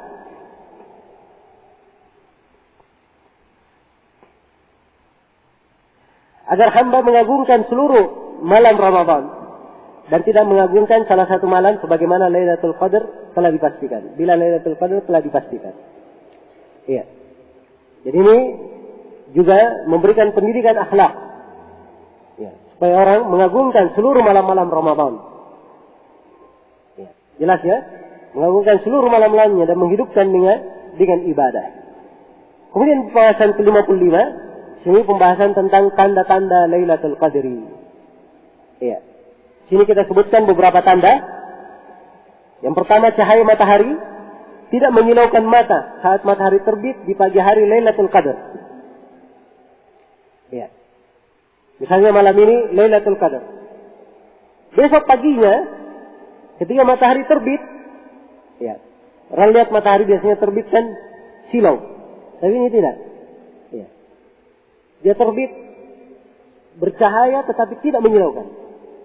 Tidak menyilaukan. Nah, ini mungkin banyak dari kita telah menyaksikannya. Banyak dari kita telah menyaksikannya. Baik. Inilah yang merupakan tanda yang paling jelas. Ini diterangkan dalam hadis riwayat Muslim dari Zir bin Hubeish. Zir berkata, saya bertanya kepada Ubay bin Ka'ab radhiyallahu taala anhu. Saya berkata, sungguhnya saudaramu Ibnu Mas'ud berkata, barang siapa yang mengerjakan qiyam selama setahun, dia akan mendapatkan Lailatul Qadar. Jadi Zir bin Hubeish datang kepada Ubay bin Ka'ab. Zir menyampaikan ucapan Ibnu Mas'ud. Ibnu Mas'ud berkata, siapa yang beribadah selama setahun, pasti tidak akan lolos Lailatul Qadar itu. Ya sudah jelas ya. Kalau setahun beribadah, ya pasti tidak akan lolos Lailatul Qadar ya. Ya kan? Itu pasti jelas. Ya. Maka Ubay bin Ka'ab radhiyallahu taala anhu menjawab, ya, Ibnu Mas'ud menghendaki agar manusia tidak bersandar. Ya, dan ini dari fikih Ibnu Mas'ud. Ibnu Mas'ud sebenarnya tahu di mana Lailatul Qadar. Tapi beliau berkata, ya, siapa yang melakukan ibadah selama setahun dia dapat pasti Lailatul Qadar. Jelas ya? Nah. Baik. Kemudian Ubay melanjutkan, sesungguhnya dia telah mengetahui bahwa Lailatul Qadar pada Ramadan dan malam itu berada pada 10 malam terakhir dan malam itu pada malam ke-27. Ini Ubay bin Ka'ab. Ya. Beliau memastikan bahwa Lailatul Qadar di mana? Di malam ke-27 Ramadan. Ya. Kemudian Ubay bin Ka'ab bersumpah, ya, tanpa memperkecualikan. Beliau bersumpah demi Allah bahwa malam Lailatul Qadar itu pada malam ke-27. Ya. Jelas ya? Ini menunjukkan bahwa beliau betul-betul yakin akan hal ini. Maka saya bertanya, berdasarkan apa ucapanmu? Ya. Maka kata beliau, berdasarkan ayat, tanda atau bukti yang sangat jelas yang Rasulullah kabarkan kepada kami. Ada buktinya, tandanya Lailatul Qadar ini ketika muncul. Ya. Kata beliau, innaha atau annaha tatlu'u yawma idin la syu'a laha. Sesungguhnya matahari yang terbit pada waktu itu tidak ada cahaya yang menyilaukan padanya. Tidak ada cahaya yang menyilaukan padanya. Jelas ya? Tentang masalah tanda yang cahaya, tidak ada cahaya menyilaukan ini, Ya. Al-Qadhi Iyad mengatakan bahwa mungkin saja tidak ada cahaya menyilaukan. Ini tanda khusus. Ya. Untuk matahari pada malam Lailatul Qadar itu. Setelah malam Lailatul Qadar. Dari mengatakan tanda ya, cahaya itu tidak menyilaukan. Karena dia tertutupi oleh para malaikat. Banyak yang malaikat yang menutupinya. Ya. Mereka naik ke langit. Jelas ya? Maka ini tanda yang pertama. Tanda yang kedua. Ya, pada malam itu bulan seperti potongan baskom. Kalau dia lihat bulan, ya, bulannya seperti potongan baskom. Ya. Ini terangkan dalam hadits Abu Hurairah. Ya, kami berbicara tentang Lailatul Qadar di sisi Rasulullah sallallahu alaihi wasallam. Ini hadits riwayat Muslim ya. Ya, maka Rasulullah sallallahu alaihi wasallam bersabda, "Ayyukum yadhkuru hina tala'al qamar wa huwa mithlu shikki jafnah." Siapakah di antara kalian yang mengingat ketika bulan tampak, yang bulan itu seperti potongan baskom. Jelas ya? Ini tanda yang kedua. Tanda yang ketiga, malam itu adalah malam yang tenang. Ya. Malam yang tenang. Suhunya tidak panas, tidak pula dingin. Iya. Ini terangkan dalam hadits Ubadah bin Samit. Rasulullah SAW bersabda, "Inna amarata lailatul qadri annaha safiyatun baljah. كأن فيها قمرا فاتئا ساكنة ساجية لا برد فيها ولا حر ولا يحل لكوكب أن يرمى به فيها حتى تصبح وإن أمارتها أن الشمس صبيحتها تخرج مستوية ليس لها شعاع مثل القمر ليلة البدر ولا يحل للشيطان أن يخرج معها يومئذ." Kata beliau, sungguhnya tanda Lailatul Qadar adalah jernih dan tenang. Malamnya jernih dan tenang. Jernih lagi terang. Seakan-akan padanya ada bulan yang terang benderang. Ya, perhatikan ya. Ya, malamnya jernih lagi terang. Seakan-akan padanya ada bulan terang benderang. Iya. Senang lagi sejuk. Tidak ada dingin padanya, tidak pula panas. Ya. Tidak pula ada penghalalan pelemparan bintang pada malam itu. Ya. Bintang itu kadang dilempar untuk syaitan yang mencuri. Ya. Tapi di malam itu tidak ada. Kalau ada malam misalnya lihat bintang jatuh, ya, berarti bintang dilempar, oh itu berarti bukan apa? Lailatul Qadar. Sebab pada malam itu tidak ada malam apa? Tidak ada bintang yang dilempar. Nah, baik. Ini banyak tanda ya disebut di sini. Sungguhnya tandanya pada pagi hari matahari keluar dengan sempurna tanpa ada keselauan padanya, seperti bulan pada bulan purnama. Jelas ya? Terbit tidak silau, sempurna tidak silau. Ya. Seperti bulan pada bulan purnama.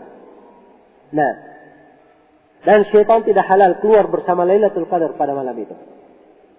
Ya, ini hadits Ubadah bin Samit dan haditsnya dikuatkan oleh Syekh Al-Albani rahimahullahu taala dalam silsilah dalam sebuah pembahasan beliau, panjang lebar beliau terangkan di sela-sela hadits di silsilah hadits Ad-Dhaifah.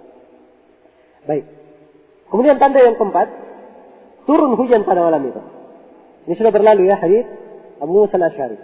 Karena itu saya tidak sebutkan lagi di sini. Saya bawakan hadits yang lain dan semakna dengannya. Yaitu hadits Abdullah bin Unais. Ya. Uritu Lailatul Qadar thumma unsituha wa arani subhaha asjud fi ma'in wa tin. Kata Nabi, telah diperlihatkan kepadaku Lailatul Qadar. Kemudian saya dibuat lupa terhadapnya. Dan saya melihat bahwa diriku sujud di atas air dan tanah pada pagi hari. Ya. Jadi hujan pada malamnya, ya. Dan Nabi SAW di pagi harinya beliau sujud dalam keadaan tanah masjid itu basah. Jelas ya? Ya. Masjid Nabi waktu itu tidak ada apa? Ya. Belum ditehel. Ya. Masih dari tanah. Atapnya pun dari pelepah korma. Jatuh hujannya. Pasti turun ke dalam. Jelas ya? Karena itu wajar beliau sujud di atas tanah dan apa?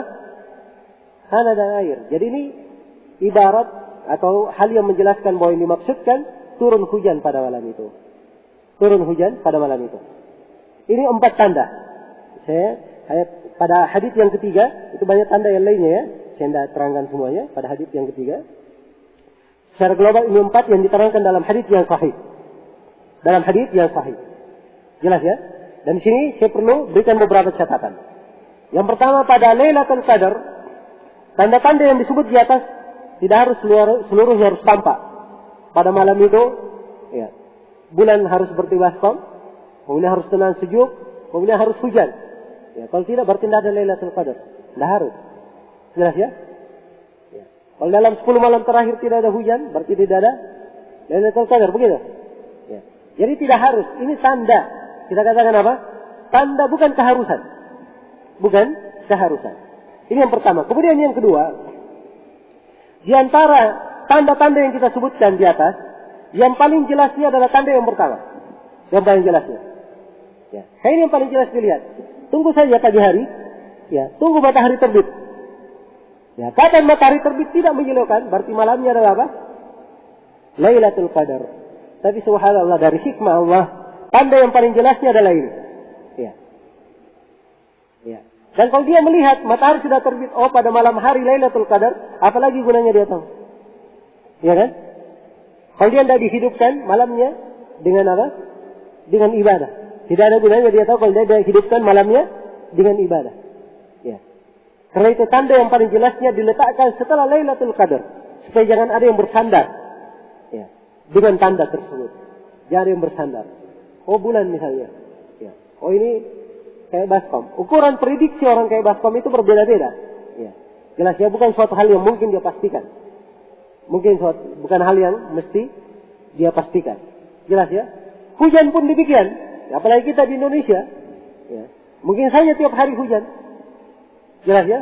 Mungkin saja tiap hari hujan. Ya. Jadi yang paling jelasnya adalah matahari ketika terbit di pagi hari. Ya, karena itulah. Ya. Tanda-tanda Lailatul Qadar pun tidak ada yang begitu jelas di malamnya, agar supaya seorang menghidupkan seluruh malam itu mencari Lailatul Qadar. Dan dari hikmah Allah yang sangat agung sekali, sehingga kita menghidupkan Lailatul Qadar. Kemudian pembahasan berikutnya di halaman 61. Di sini kita tentukan tentang penentuan Lailatul Qadar. Ya. Ini pembahasan panjang ya sebenarnya, sebab di dalam masalah menentukan di mana Lailatul Qadar itu, di malam keberapa, ya. Di malam keberapa, ini silang pendapat di kalangan para ulama dari dahulu. Ya. Waliyuddin al-Iraqi menyebutkan 29 pendapat. Ibnu al-Mulaqin dalam al-I'lam juga menyebutkan puluhan pendapat. Ibnu Hajar menyebutkan 46 pendapat. Ibnu Hajar. Dari sebagian yang menulis, ya, dia terangkan hampir 60 pendapat di dalam masalah di mana malam Lailatul Qadar ini. Jelas ya? Jadi untuk menguraikan semua ini adalah hal yang panjang. Ya. Dan saya tidak menguraikannya memang karena saya pandang juga tidak terlalu banyak manfaat bagi siapa yang membaca. Saya hanya ingin memberikan kesimpulan yang layak diterima di dalam hal ini. Ya. Jelas ya? Poin-poin kesimpulan dalam pembahasan ini, ya, yang saya ingatkan yang pertama bahwa dari pendapat para ulama itu, ada yang sebagiannya dibangun di atas dalil, dan ada yang sebagiannya tidak ada dalilnya. Jelas ya? Yang dibangun di atas dalil, ada yang pendalilannya benar dan ada yang kurang tepat. Jelas? Baik. Kemudian yang kedua, tentang masalah ya, terjadinya ya, tentang masalah penentuan Lailatul Qadar, telah kita terangkan bahwa penentuan pastinya kapan, ini telah terangkat. Jelas ya? Telah terangkat. Ya. Dan juga Lailatul Qadar itu berpindah-pindah, tidak tetap di satu hari. Dan ini sudah berlalu bersama kita. Kemudian yang ketiga, yang saya tekankan di sini, ya, bahwa Lailatul Qadar itu di bulan Ramadan, tidak di bulan lain. Sebab ada sebagian para ulama yang mengatakan dia ada di bulan lainnya. Jadi pendapat yang keliru. Ya, pendapat yang keliru. Jelas ya, bertentangan dengan ayat-ayat dan hadis yang saya terangkan di sini. Ya, kemudian yang keempat, dalil yang menunjukkan ya, tentang Lailatul Qadar ini mengatakan bahwa Lailatul Qadar itu berada pada 10 malam terakhir. Jelas ya? 10 malam terakhir. Di sini saya bawakan hadis-hadis, ya, banyak hadis saya terangkan, ya, yang menjelaskan tentang di mana Lailatul Qadar ini. Ada hadis menjelaskan dia di malam 27, 29. Ada hadis menjelaskan di malam ganjil 10 malam terakhir. Ada yang menjelaskan 10 malam terakhir pada 9 malam tersisa, 7 malam tersisa, 5 malam tersisa, yaitu 21, 23 dan 25. Ya. Dan ada hadis menjelaskan 10 malam terakhir, ada yang menjelaskan 7 malam terakhir, pada malam ganjilnya. Ya. Baik. Ya, telah berlalu bersama kita hadis Ubay bin Ka'ab dia pada malam ke-27. Ya, telah berlalu bersama kita juga hadis Abu Musa al-Asy'ari dia di malam 21. Ya. Jelas ya? Di malam 21. Maka ini hadis-hadis semuanya secara garis besar menjelaskan bahwa Lailatul Qadar di 10 malam terakhir. Jelas ya? 10 malam terakhir. Karena itu, ini kesimpulan hampir dikatakan kebanyakan para ulama berpendapat seperti itu. Berpendapat seperti itu. Di dalam masalah ketentuannya di mana? Di sinilah. Kalau menurut Imam Ahmad rahimahullah, ya. Dia di 10 malam terakhir, tidak luput dari itu. Kalau menurut Imam Syafi'i, dia di malam ke-21 atau malam ke-23. Ini menurut Imam Syafi'i rahimahullah. Iya. Nah, demikian pula Ibnu Khuzaimah menjelaskan tentang hal itu. Iya. Dan Ibnu Hajar menyimpulkan ya, bahwa Lailatul Qadar dia di 10 malam terakhir. Dari 10 malam terakhir ini yang paling diharapkannya dia di malam ganjilnya. Ya. Dan di antara malam ganjil ini yang paling diharapkan adalah malam ke-21 dan 23 menurut orang-orang Syafi'iyah. Dan malam yang ke-27 menurut mayoritas ulama, kata Ibnu Hajar. Ya, kebanyakan ulama malam 27 yang paling diharapkan. Jelas ya? Ingat bahasanya paling diharapkan, tidak dipastikan. Paling diharapkan. Nah, kemudian yang terakhir di sini dalam pembahasan penentuan, ya kami tegaskan bahwa ya malam Lailatul Qadar itu tidak berada satu malam saja, tidak berada pada satu malam saja di setiap tahunnya. Tapi dia mungkin saja berpindah-pindah. Ya, mungkin malam ini, tahun ini di malam 23, mungkin tahun depannya di malam 27. Ya, jelas ya? Mungkin tahun depannya di malam 27. Dan ini insyaallah taala pendapat yang terkuat ya. Dan ini merupakan pendapat mayoritas kebanyakan para ulama.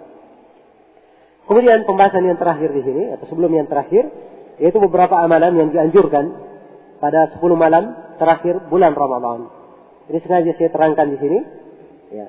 Sebab mengetahui keutamaan itu tidak cukup. Kita harus mengetahui apa yang harus dilakukan di malam Lailatul Qadar itu. Karena itu saya uraikan di sini apa yang seharusnya dilakukan oleh seorang hamba. Yang pertama adalah qiyamul lail.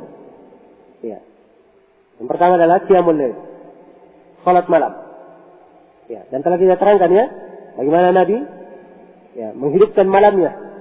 Dan Nabi sendiri telah bersabda, "Man qama Lailatul Qadar imanan wa ihtisaban, ghufira lahu ma taqaddama min dhanbi." Siapa yang berdiri mengerjakan salat pada Lailatul Qadar karena keimanan dan mengharap pahala, akan diampuni untuknya segala dosanya yang telah berlalu. Ya. Maka dihidupkan dengan qiyamul lail. Ya. Saya sudah singgung ya, Nabi SAW ya dalam mensyariatkan salat tarawih, beliau pernah keluar di malam 23. Kemudian beliau mengimami para sahabat sampai berlalu sepertiga malam. Ya. Sampai berlalu sepertiga malam. Kemudian pada malam ke-25 beliau keluar lagi. Beliau imami para sahabat sampai berlalu seperdua malam. Pada malam berikutnya para sahabat keluar menunggu tapi Nabi tidak keluar. Malam 25 ya, datang lagi para sahabat lebih banyak lagi. Maka Nabi berdiri mengimami para sahabat sampai mendekati waktu subuh. Hingga para sahabat khawatir luput makan sahur. Jelas ya? Seluruh malamnya dihidupkan. Ya. Dan diterangkan dalam sejumlah riwayat Ubay bin Ka'ab mengimami, ya, para sahabat yang lain mengimaminya. Saking panjangnya bacaan imam itu, ada sebagian jemaah yang berdiri di atas tongkatnya. Ya. Dia berdiri di atas apa? Berdiri di atas tongkatnya. Dan ini tidak ada masalah di dalam salat. Kalau misalnya ada yang capek yang tidak tahan berdiri, dia boleh duduk. Ya. Dan ini dari kemudahan. Agar supaya dia hidupkan malamnya. Oh, saya tidak kuat berdiri. Ya. Saya tidak kuat berdiri. Ya. Jelas ya? Kalau tidak kuat berdiri, kalau begitu apa? Tidur saja. Ya. Tidak. Tapi dia carikan solusi untuk dirinya. Ya. Dia carikan solusi untuk dirinya. Baik. Dia tidak kuat berdiri, dia boleh mungkin duduk. Ya. Mungkin duduk. Ya. Dia mengantuk misalnya, mungkin dari rumah dia bawa kopi, ya, jelas, ya.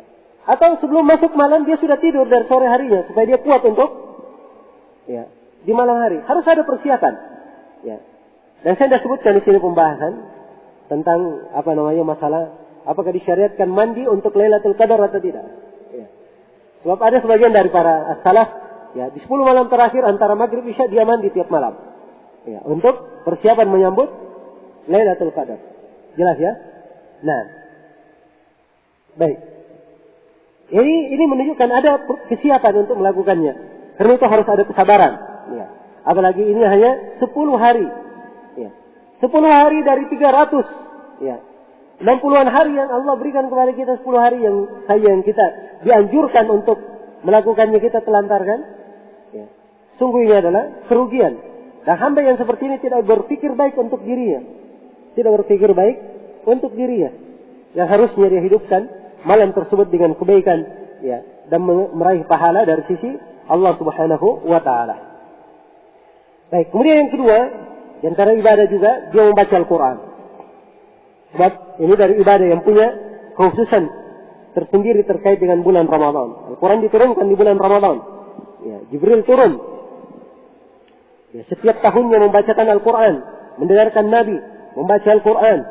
Ya, jelas ya? Maka dia adalah ibadah yang sangat agung. Apalagi keutamaan membaca Al-Quran sangat banyak. Ya.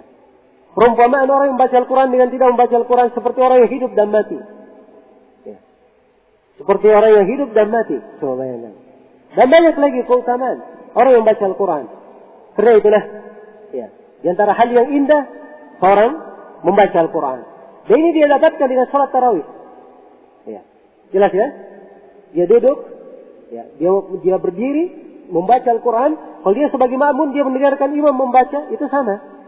Ya, nilainya. Jelas ya? Dan ini dari kebaikan yang dia dapatkan. Ya. Kemudian di antara amalan salih juga adalah i'tikaf. Disyariatkan untuk beriktikaf. Ya. I'tikaf itu adalah berdiam diri di masjid dalam rangka beribadah kepada Allah. I'tikaf. Dan ini ibadah telah disyariatkan dari masa dahulu, sudah ada pensyariatannya. Ya. Nah, dari masa dahulu. Ya. Apa? Allah Subhanahu wa taala berfirman kepada Nabi Ibrahim dan Nabi Ismail, "Antahhira baitiya lit-ta'ifin wal-akifin." Dan sucikanlah rumahku untuk orang yang apa? Tawaf dan orang yang i'tikaf di Ka'bah. Ya. Sebut i'tikaf. Jelas ya? Ya, dan untuk umat Islam Allah berfirman, "Wa antum aakifuna fil masajid." Dan kalian i'tikaf di masjid. Ya. I'tikaf itu adalah ibadah yang disyariatkan setiap hari, di sepanjang tahun disyariatkan.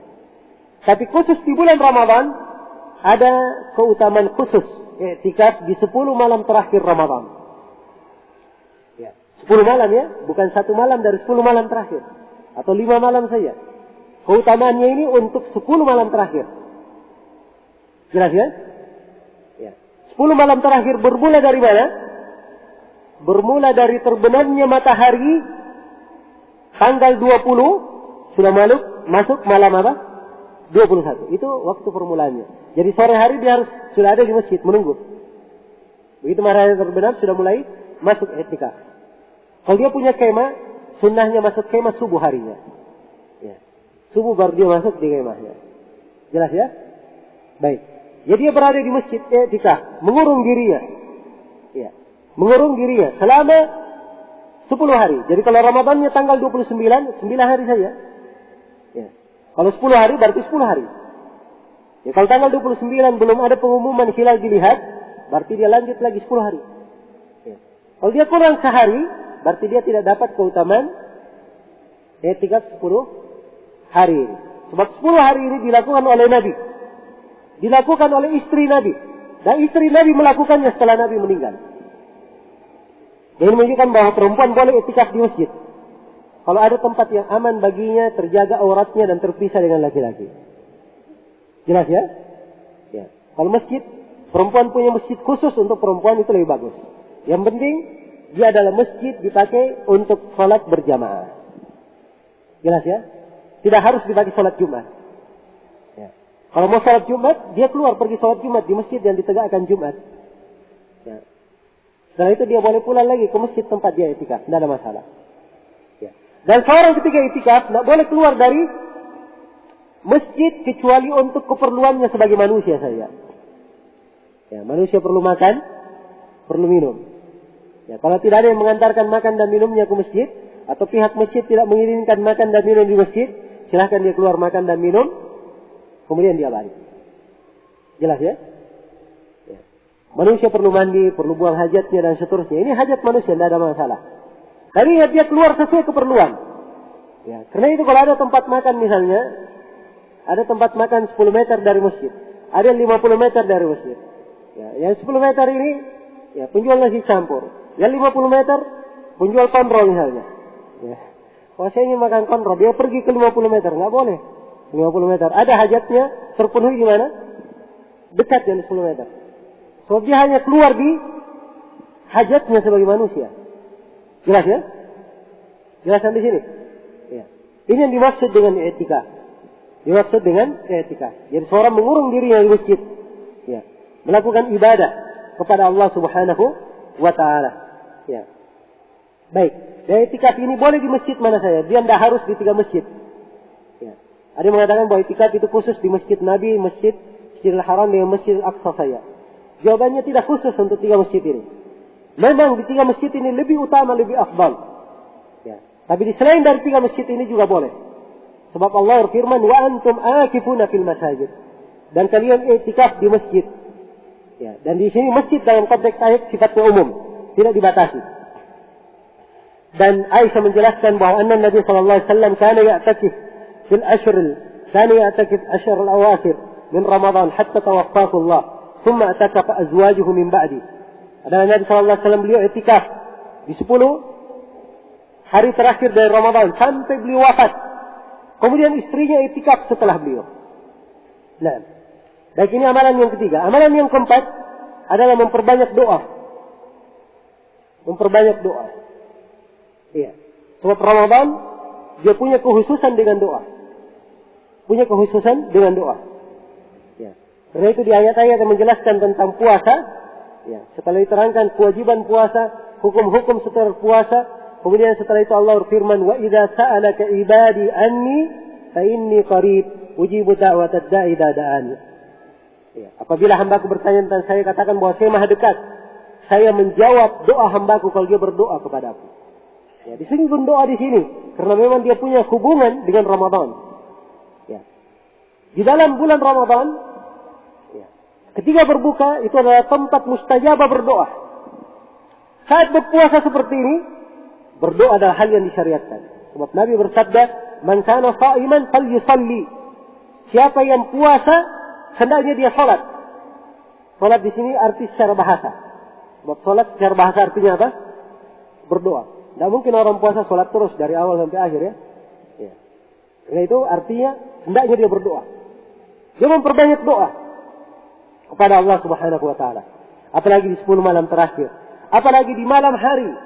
Dan dimaklumi malam hari, sepertiga malam terakhir, itu adalah tempat mustajabah doa. Allah Subhanahu wa ta'ala turun ke langit dunia. Ya. Turun ke langit dunia. Allah berfirman, ya.